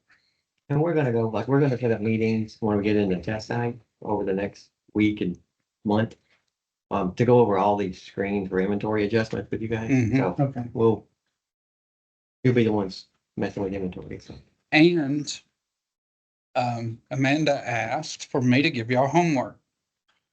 When we get y'all added next week, she's wanting you guys to pick like 5 orders from QuickBooks and key them into the test system. Okay, and just play. I encourage you all to play. I can add you guys.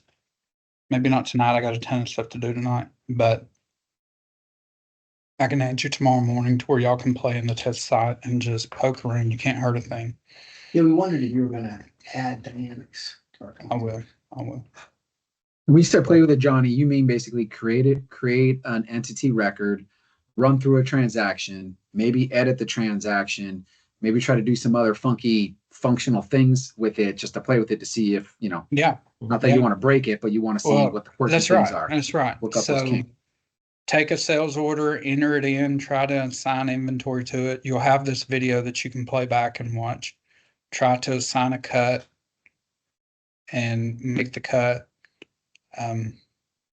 you should be able to follow where I clicked in all the menu items to see how to get to those forms and play. I mean, but for most things, one of the more, I want to say that, but here in RG Forms is pretty much most of our customizations. So, I mean, you can look at those. There's nothing wrong with pulling up a form and just seeing what it looks like. Do know when you make on-hand adjustments in RG on hand, we do have an audit log for it. We do audits on the sales orders, so we know who created them, who changed them, if the ship date gets changed, when the cut was made. We have all that audit information very accessible. Like in the world of controlled products, here in production, if we go to all sales orders there,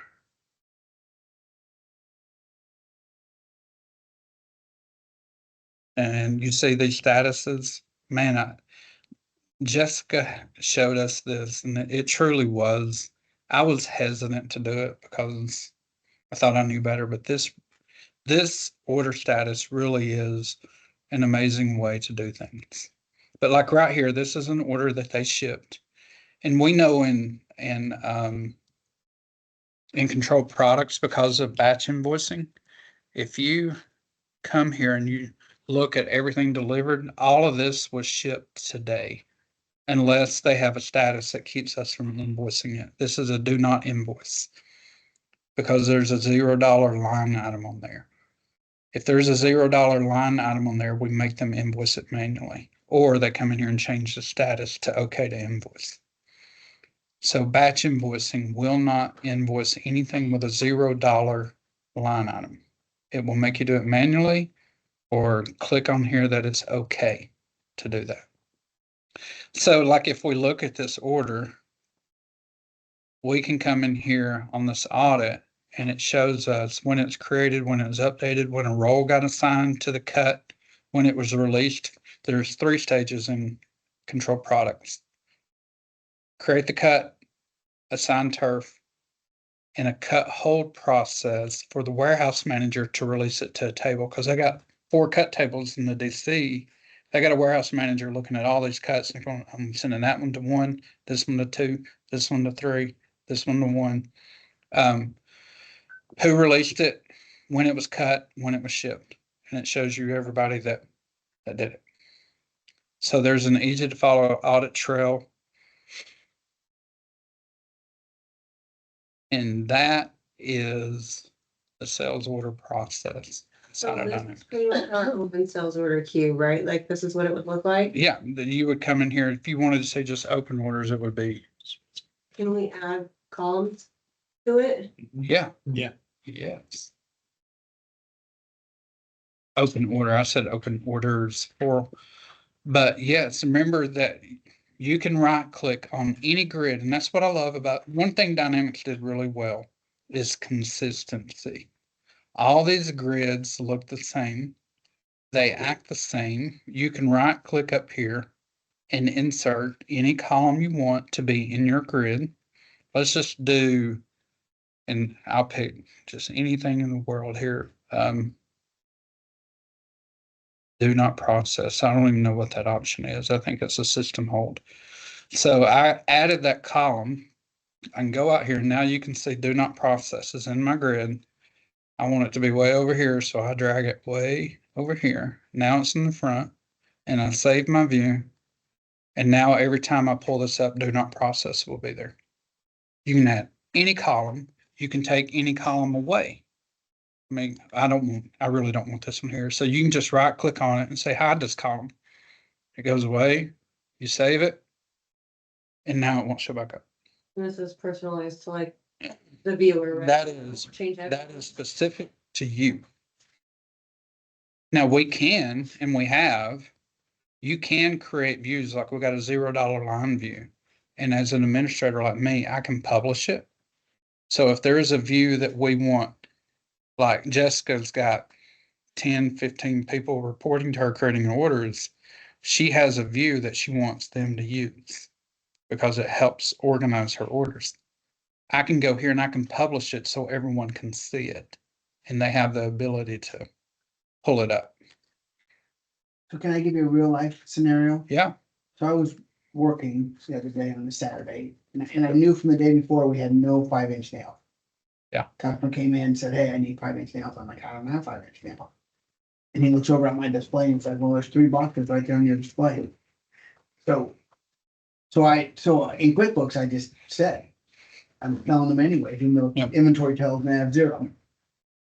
Cause I mean, it's a customer and the customer, I gotta sell them to them, they're right there. So what do I do First, in that you scenario? answer these questions. Why do you have those? Did you not ship them to the customer that we've already sold them to? Or did we not adjust inventory when we created them? Well, and again, we could have picked the wrong product, somebody put 6-inch nails and they were 5-inch nails and mistakes happen. And Exactly. now there's a customer in front. you would probably go to RG on hand, take that product, increase it by 3, save it, and then go sell it. Now, what you did is you added inventory value to your books with no purchase order and no price. Mhm. So people are going to know that you did that, Okay. but that is the only way to do that. I wouldn't do that for anything big. If it was a box or 2, I'd do that and then email them and say, hey, look, we had to do this. Don't do that. We'll talk about all. We're going Yeah. overall. Yeah, Okay. he is the inventory guy. We deal with that all every day. Yeah. Okay. Are there gonna be, specific permissions for certain individuals? Okay, Yes. perfect. There are only, I think, 250,000 different permissions to choose from. Is that it? It's a lot. It's overwhelming. And that, unfortunately, it's our responsibility. I hate it. Johnny, this is Jackie. Yes. Currently in NetSuite, we have different authorizations or views per job title. Will we have that option on creating certain views for certain, like managers, customer service reps, et cetera? If you're talking about the customizable views that I showed the example of, then yes, you can create those, publish them. I don't know that you can limit them to it. I don't think we have column level security. Well, we do have field level security. Yeah, there's ways that we can keep them from seeing certain fields, Open order. but seeing them in the list of the grid of the columns, I don't know. I have to, but yes, we can create custom views for you with no issue. Shit. Pretty common to have different looks at the data. Updating it's in the process. It's on hold. Okay, so let me go back to this. I did not talk about, let me show you. Excuse me here. We also have,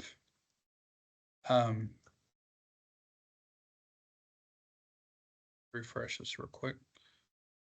We also have this is our scan gun application. Looks like a scan gun, runs on a scan gun. Some of these are designed to be on an iPad. But here's our scan gun that they'll be in Turf Hub if they're in the Dallas store. Picking app will remove that for you guys because I don't think you guys are going to do that. The picking app, what it is at our distribution center, it'll list out all of the bill of ladings that's been created and all of the inventory that's on that bill of lading. And it tells the LTO driver to go pick these up. Just the list of what to pick up and what truck to take it to. So they'll go, it shows them what to go pick up. He'll pick it up, he'll scan it. It says it is the right thing to pick up. They get it in front of the truck. They can take a picture of that roll in front of the truck to prove that they loaded it on the truck. It saves to the roll. They load it on the truck. They're out the door. You guys aren't going to be doing that. But you will be relocating, right? So you'll be able to scan a roll number, scan the location you're going to move it to. Let's just find one. I had RG on hand over here, didn't I? All right, so here is roll number T26, and it is in location floor. I don't know what locations I have in Dallas. Do you know, Sam? Let me look.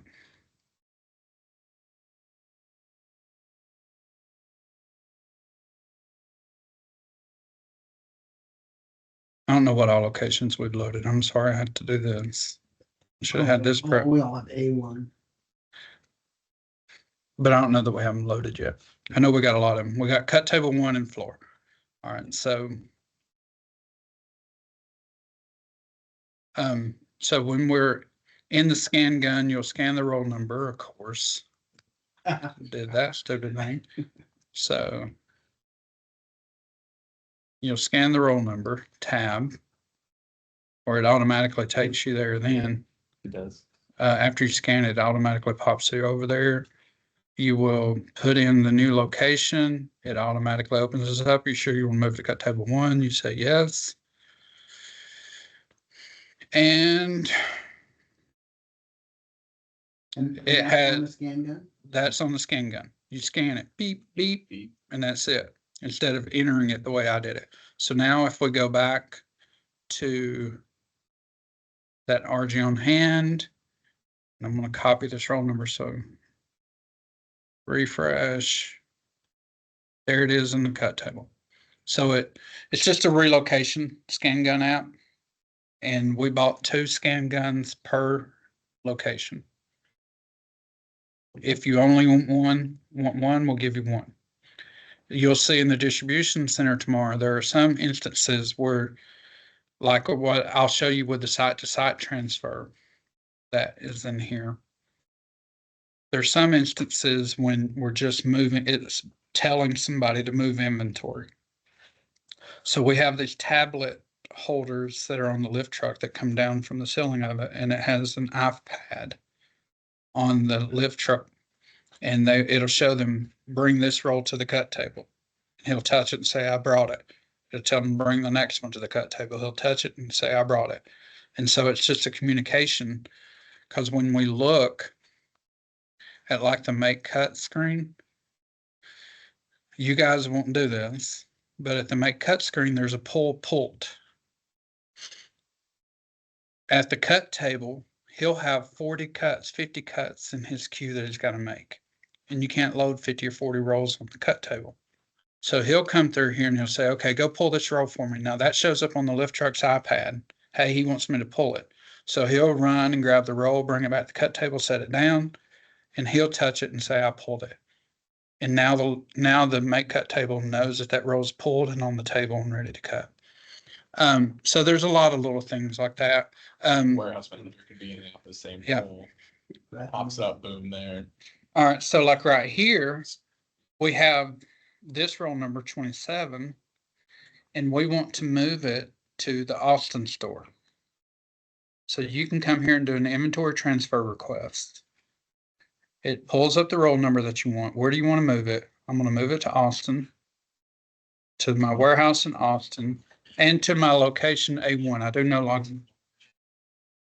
All right, so right here, I want to move inventory from Austin from Dallas to Austin. Say, okay. When you come back over here to the warehouse management app, you can look at your request and it'll show you that we want to move that roll from Dallas to Austin. So Austin will come in whenever, and they'll click relocate. What? The warehouse. So we want to be in Austin, and that'll default on the scan gun. Now here I forgot the roll numbers now. Was it 27 or 26? The one above that table? One below it, right there. Okay. Erg. So they'll scan the roll number when it gets to Austin. They'll scan that it's in location A1. And after they scan it, it'll pop up. Do you want to transfer it? Yes, I do.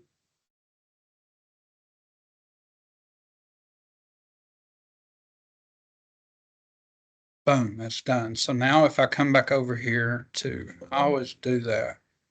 Oh, I'm about to die here, so I need to go get my plug-in. So if I take this roll, right, and I want to say that I'm in Austin. I don't think that one will charge me, unfortunately. It'll stall it too small. We'll try it though. Not. Yeah, this is a server. And I did just, oh no, it's because that's charging. All right, so here I am looking for Austin inventory. I go pull that roll. There it is in location A1. So we just moved inventory from Dallas to Austin.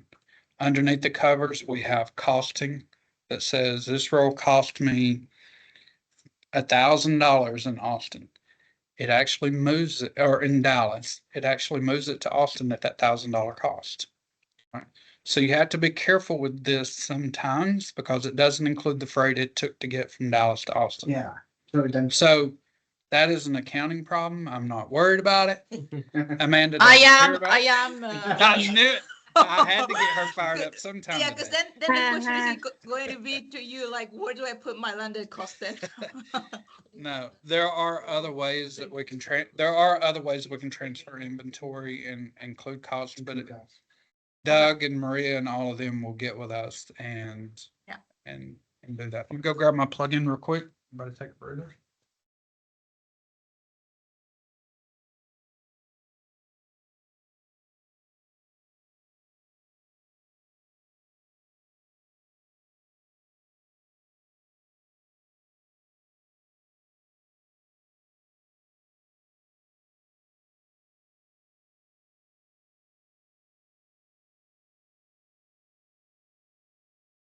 You know, I'm like, I'm back on. Doing some things to get the same work. I think they'll have to be. One of them. I think they'll have an hour or two. Yeah. You can get 2 hours, fired, right? 2 hours, I think. Six. We're going to see. In a couple hours. And then, you know, like this, I'm stressed out, I've seen it and grow, oh my god. Seen those emails coming? I mean, a couple of. Right here. Oh. Oh, yeah.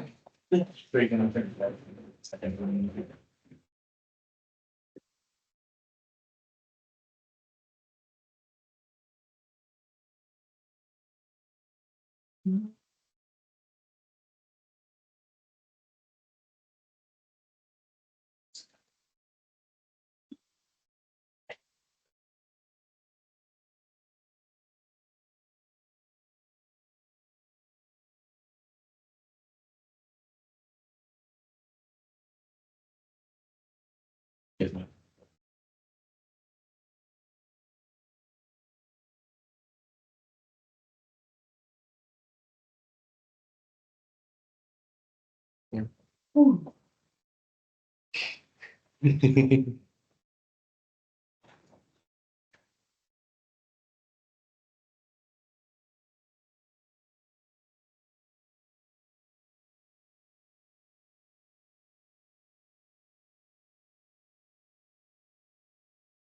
All right.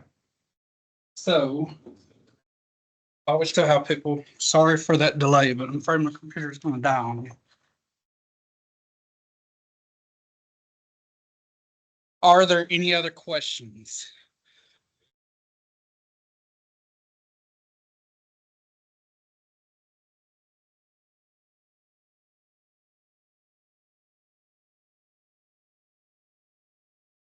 And that's good. So let me bring back this. There were some things, and I need to call Josh Preston. Is he on here? Josh, are you on here? No. Let me call Josh. He had some stuff he wanted to talk about.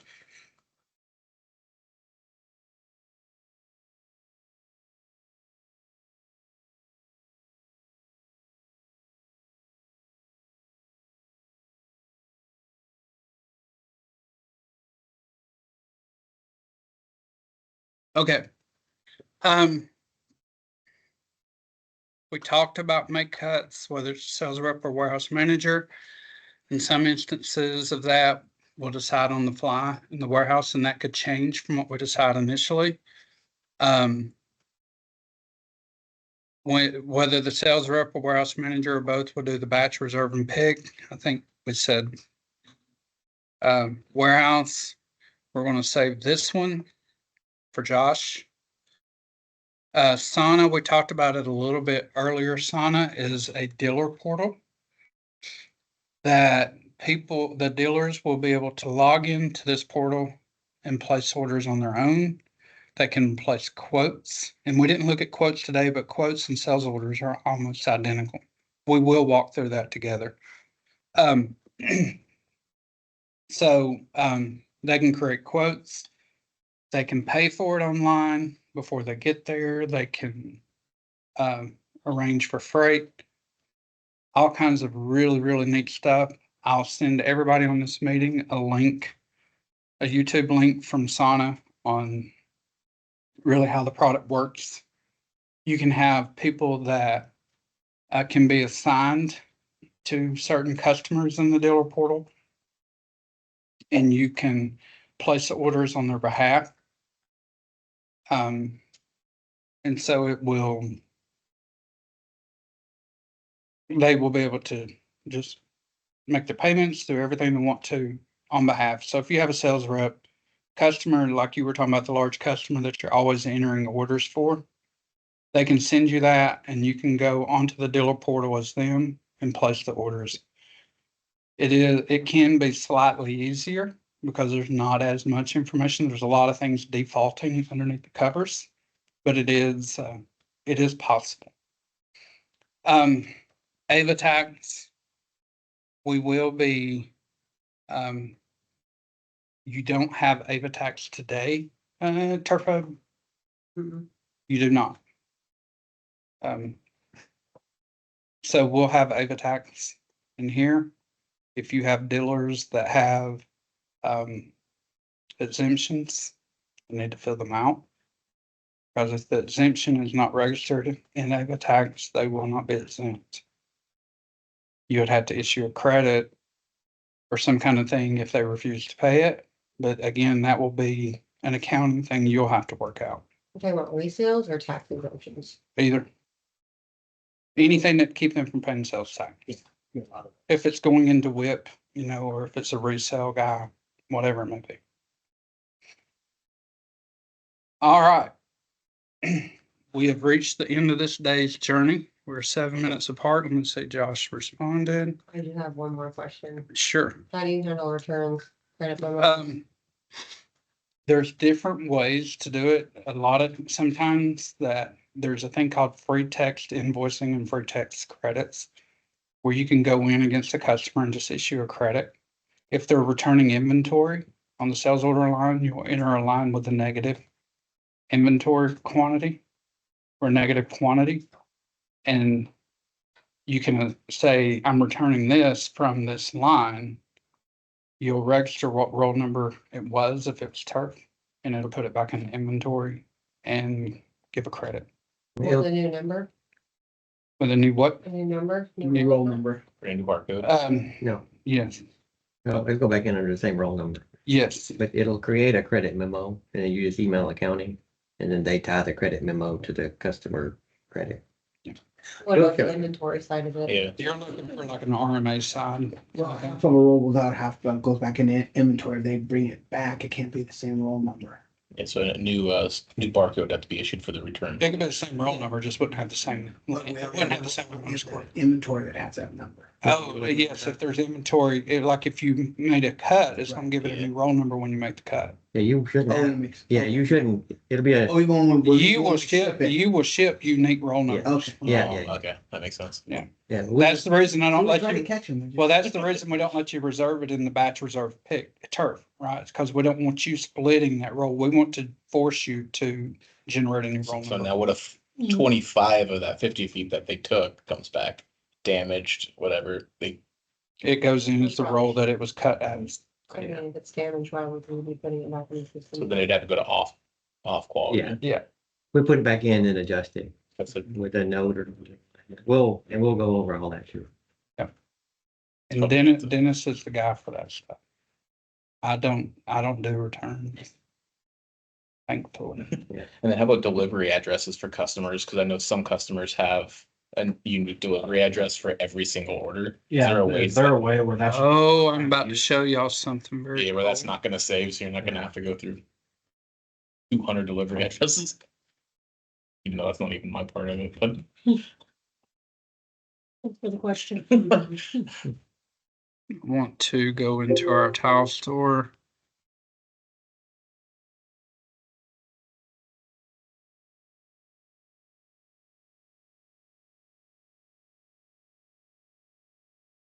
Oops.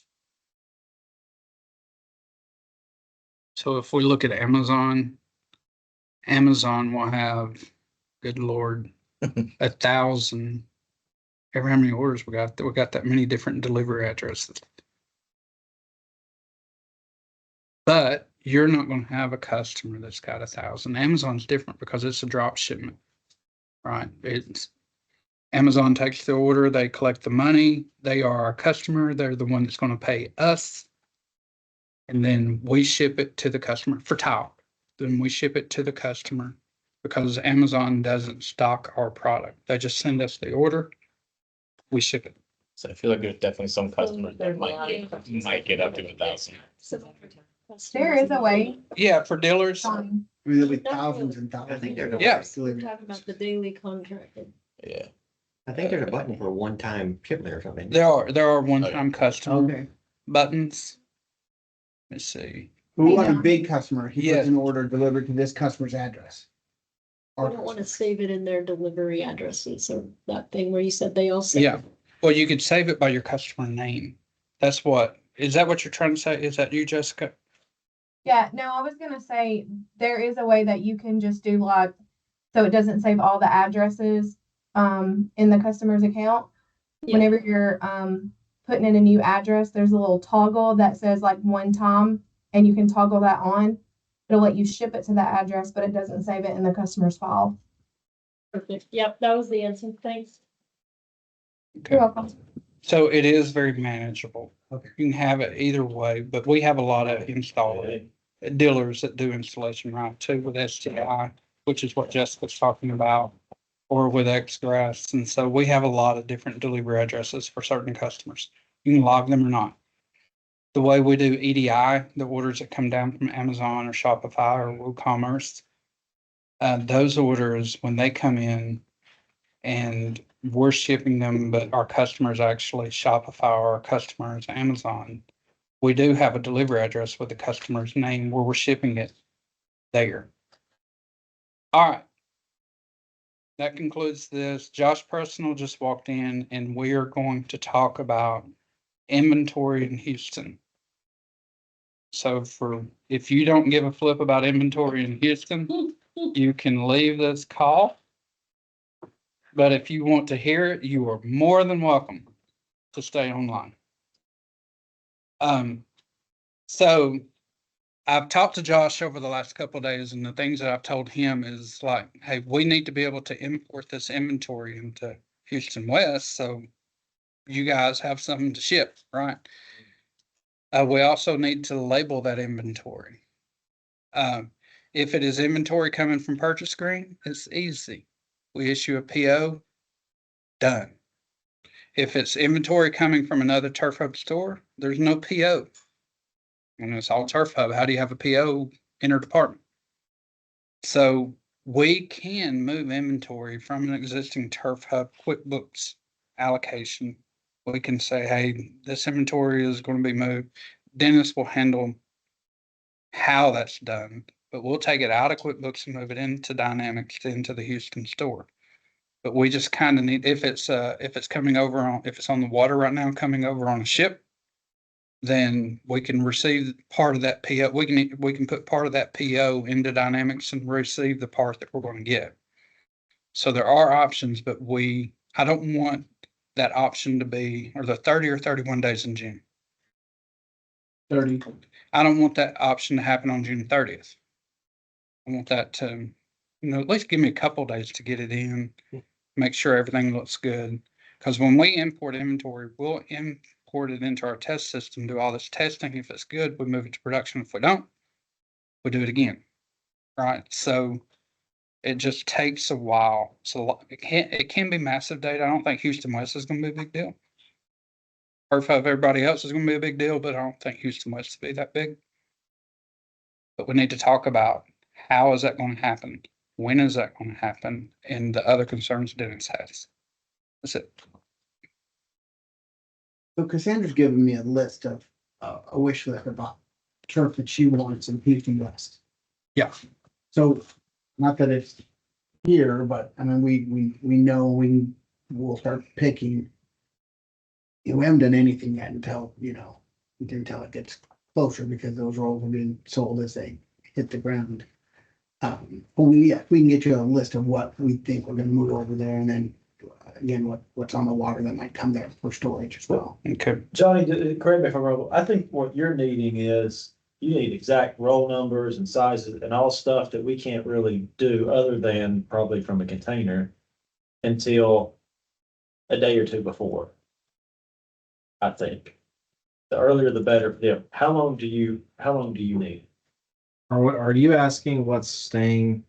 Like, I'll need to know what stays, but that is PG inventory, whether it physically moves or not, some material, we can issue a PO for anything in purchase agreement. That's gonna be pretty easy. But he needs to know exact stuff. He's not saying, Exact rolls. we're gonna keep whatever, luxury pet, something, we need to know how many rolls, how many square feet on the roll and all that. That's right. That's right. Because it has to be, because that's what you have to have when you sell it on day one, right? And so the problem is you can't do that right now because you might sell it between now and then. So, And Dennis is gonna want to locate it, put a ticket on it, make sure everything is good. I mean, there are physical things we have to do, like when we go to Turf Hub, Arizona and Carrollton, we're coming there with your current inventory in our test system. We're going to print off labels. And if you touch it between the time we'll print the label and that, we'll redo it. But we're already going to have all of that ready to where we can play with it. Right now, we're blind. We have nothing. I think for Houston, we need to know, what are you planning to get from Dalton? What are you planning to get from another vendor that's gonna be on the water? And then what's staying, what's staying will be like that Friday would be really whatever's in there on that Friday, we bring over on a PO. So I think it's mainly if you're gonna transfer something from Austin, that's what we would need to know details about. Okay. And it's as close as we can get. Because I know we won't know exact until like the Friday, but if you can say we're planning on moving this SKU with this SKU and this SKU and this many rolls of each, then as we get closer, we can at least narrow it down. but I mean, can they do anything with that? I mean, I don't think they can do anything till they get like. We can load. Well, we can still, like, basically like kind of go through the process and make sure we're not missing any steps in our template. Make sure that there's not any more information that we need from like Austin or somewhere. And on the way we import as of June the 30th, right? So we're going to throw all of this inventory we get, we're going to throw in the month of June as far as inventory value and adjustments and all this stuff. If we're in July the 3rd and we figure it out, that, hey, we're missing a lot of square footage, we're not going to get it, we can go back and adjust that inventory from the 30th with really no accounting ramification. Because the inventory value is going to be, what do we have as of July 1st? Okay. Yeah, and they can do, usually like Sam will do a test load, like a week out, he could load everything they think they want to move and then just reload on the last day, the actual, but that way the template's already done, so. So in the ideal world, next week, they'll start moving inventory out. And really, then we'll have some transfer trucks from Carrollton and Fort Worth and Austin of what we need in, and we'll be able to give you some notice. We'll move that transfer truck, the middle of the week. Yeah. So as you identify, and as you identify the roles that you're going to have to take out of Carrollton and Austin's QuickBooks, that's what we need to know. That's no problem. We'll do that whole last week.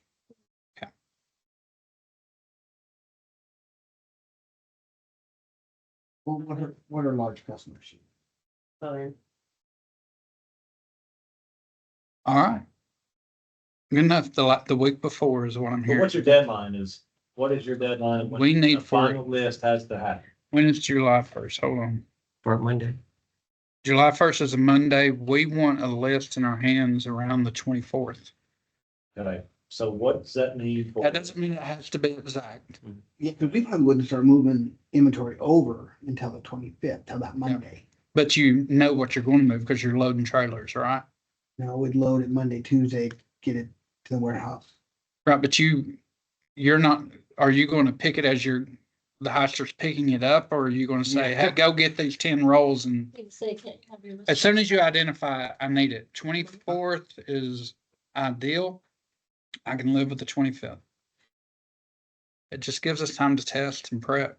What about stuff that purchase screen products that are in there that they're keeping, that they're selling that week? If you tell me the amount of square footage you're going to keep in purchase green, or at least be close, we'll issue a PO for that amount of square footage. And at any point, we can receive that inventory. Yeah. Yeah, so it should be easy, like the stuff that's coming from Turf Hub there, that should be. Yeah, Turf Hub is the Fairly- only complication just because we don't have a PO to be able to do it. But I mean, as far as identifying exactly the roles and what's gonna be going there and all Yeah. that, I worry more about the stuff that's already there that we're gonna be selling to people because, but if you're fine with it being. Yeah. As best guess as possible, and then they can continue. to Yeah, sell, I mean, obviously There'll be a push at the end of the month, so. We'll identify that. So if you give me a list on the 24th, 25th, here's 100 rolls we're moving out of these 3 different Turf Hub stores. And you tell us on Friday, hey, we didn't move 3 of those, or we moved 3 more. I don't care. We're not looking for it to be dead on at the beginning of the week. Because we're really, really close. We should shoot for that. Yeah. We want it to be as close as possible, right? But we can make adjustments that whole week. Yeah. Without any big deal. I mean, just so you know, I know, we will try to help out as much as we can, but how many rolls of ball plate did we get last week? 86 rolls or something, and they were gone in 3 days. Yeah. So it's not, so we always, we might, hey, let's hag 20 of those, and all of a sudden somebody else's, they're gone.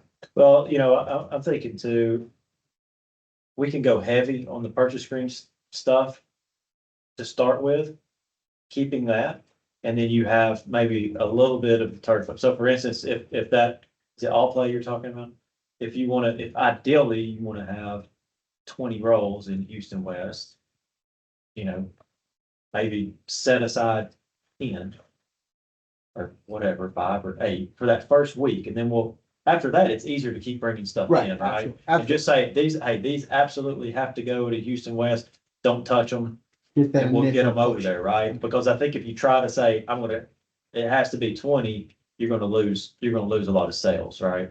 And so I think we can go, we don't wanna hurt our customers, but we wanna be able to have something there. And then we can still have some more turf. We can stay a little bit heavy on the purchase screen, and then we can move stuff out after we're in dynamics. We can still move stuff out, and move stuff in, all right? Yep. All right, we have a plan. Thank you for everybody's time. And if you have any other questions, you can email me, or we'll talk at 9 o'clock tomorrow morning. Thank you, everybody. Thank you, Thank you. bye. All right, bye. Thanks, Johnny.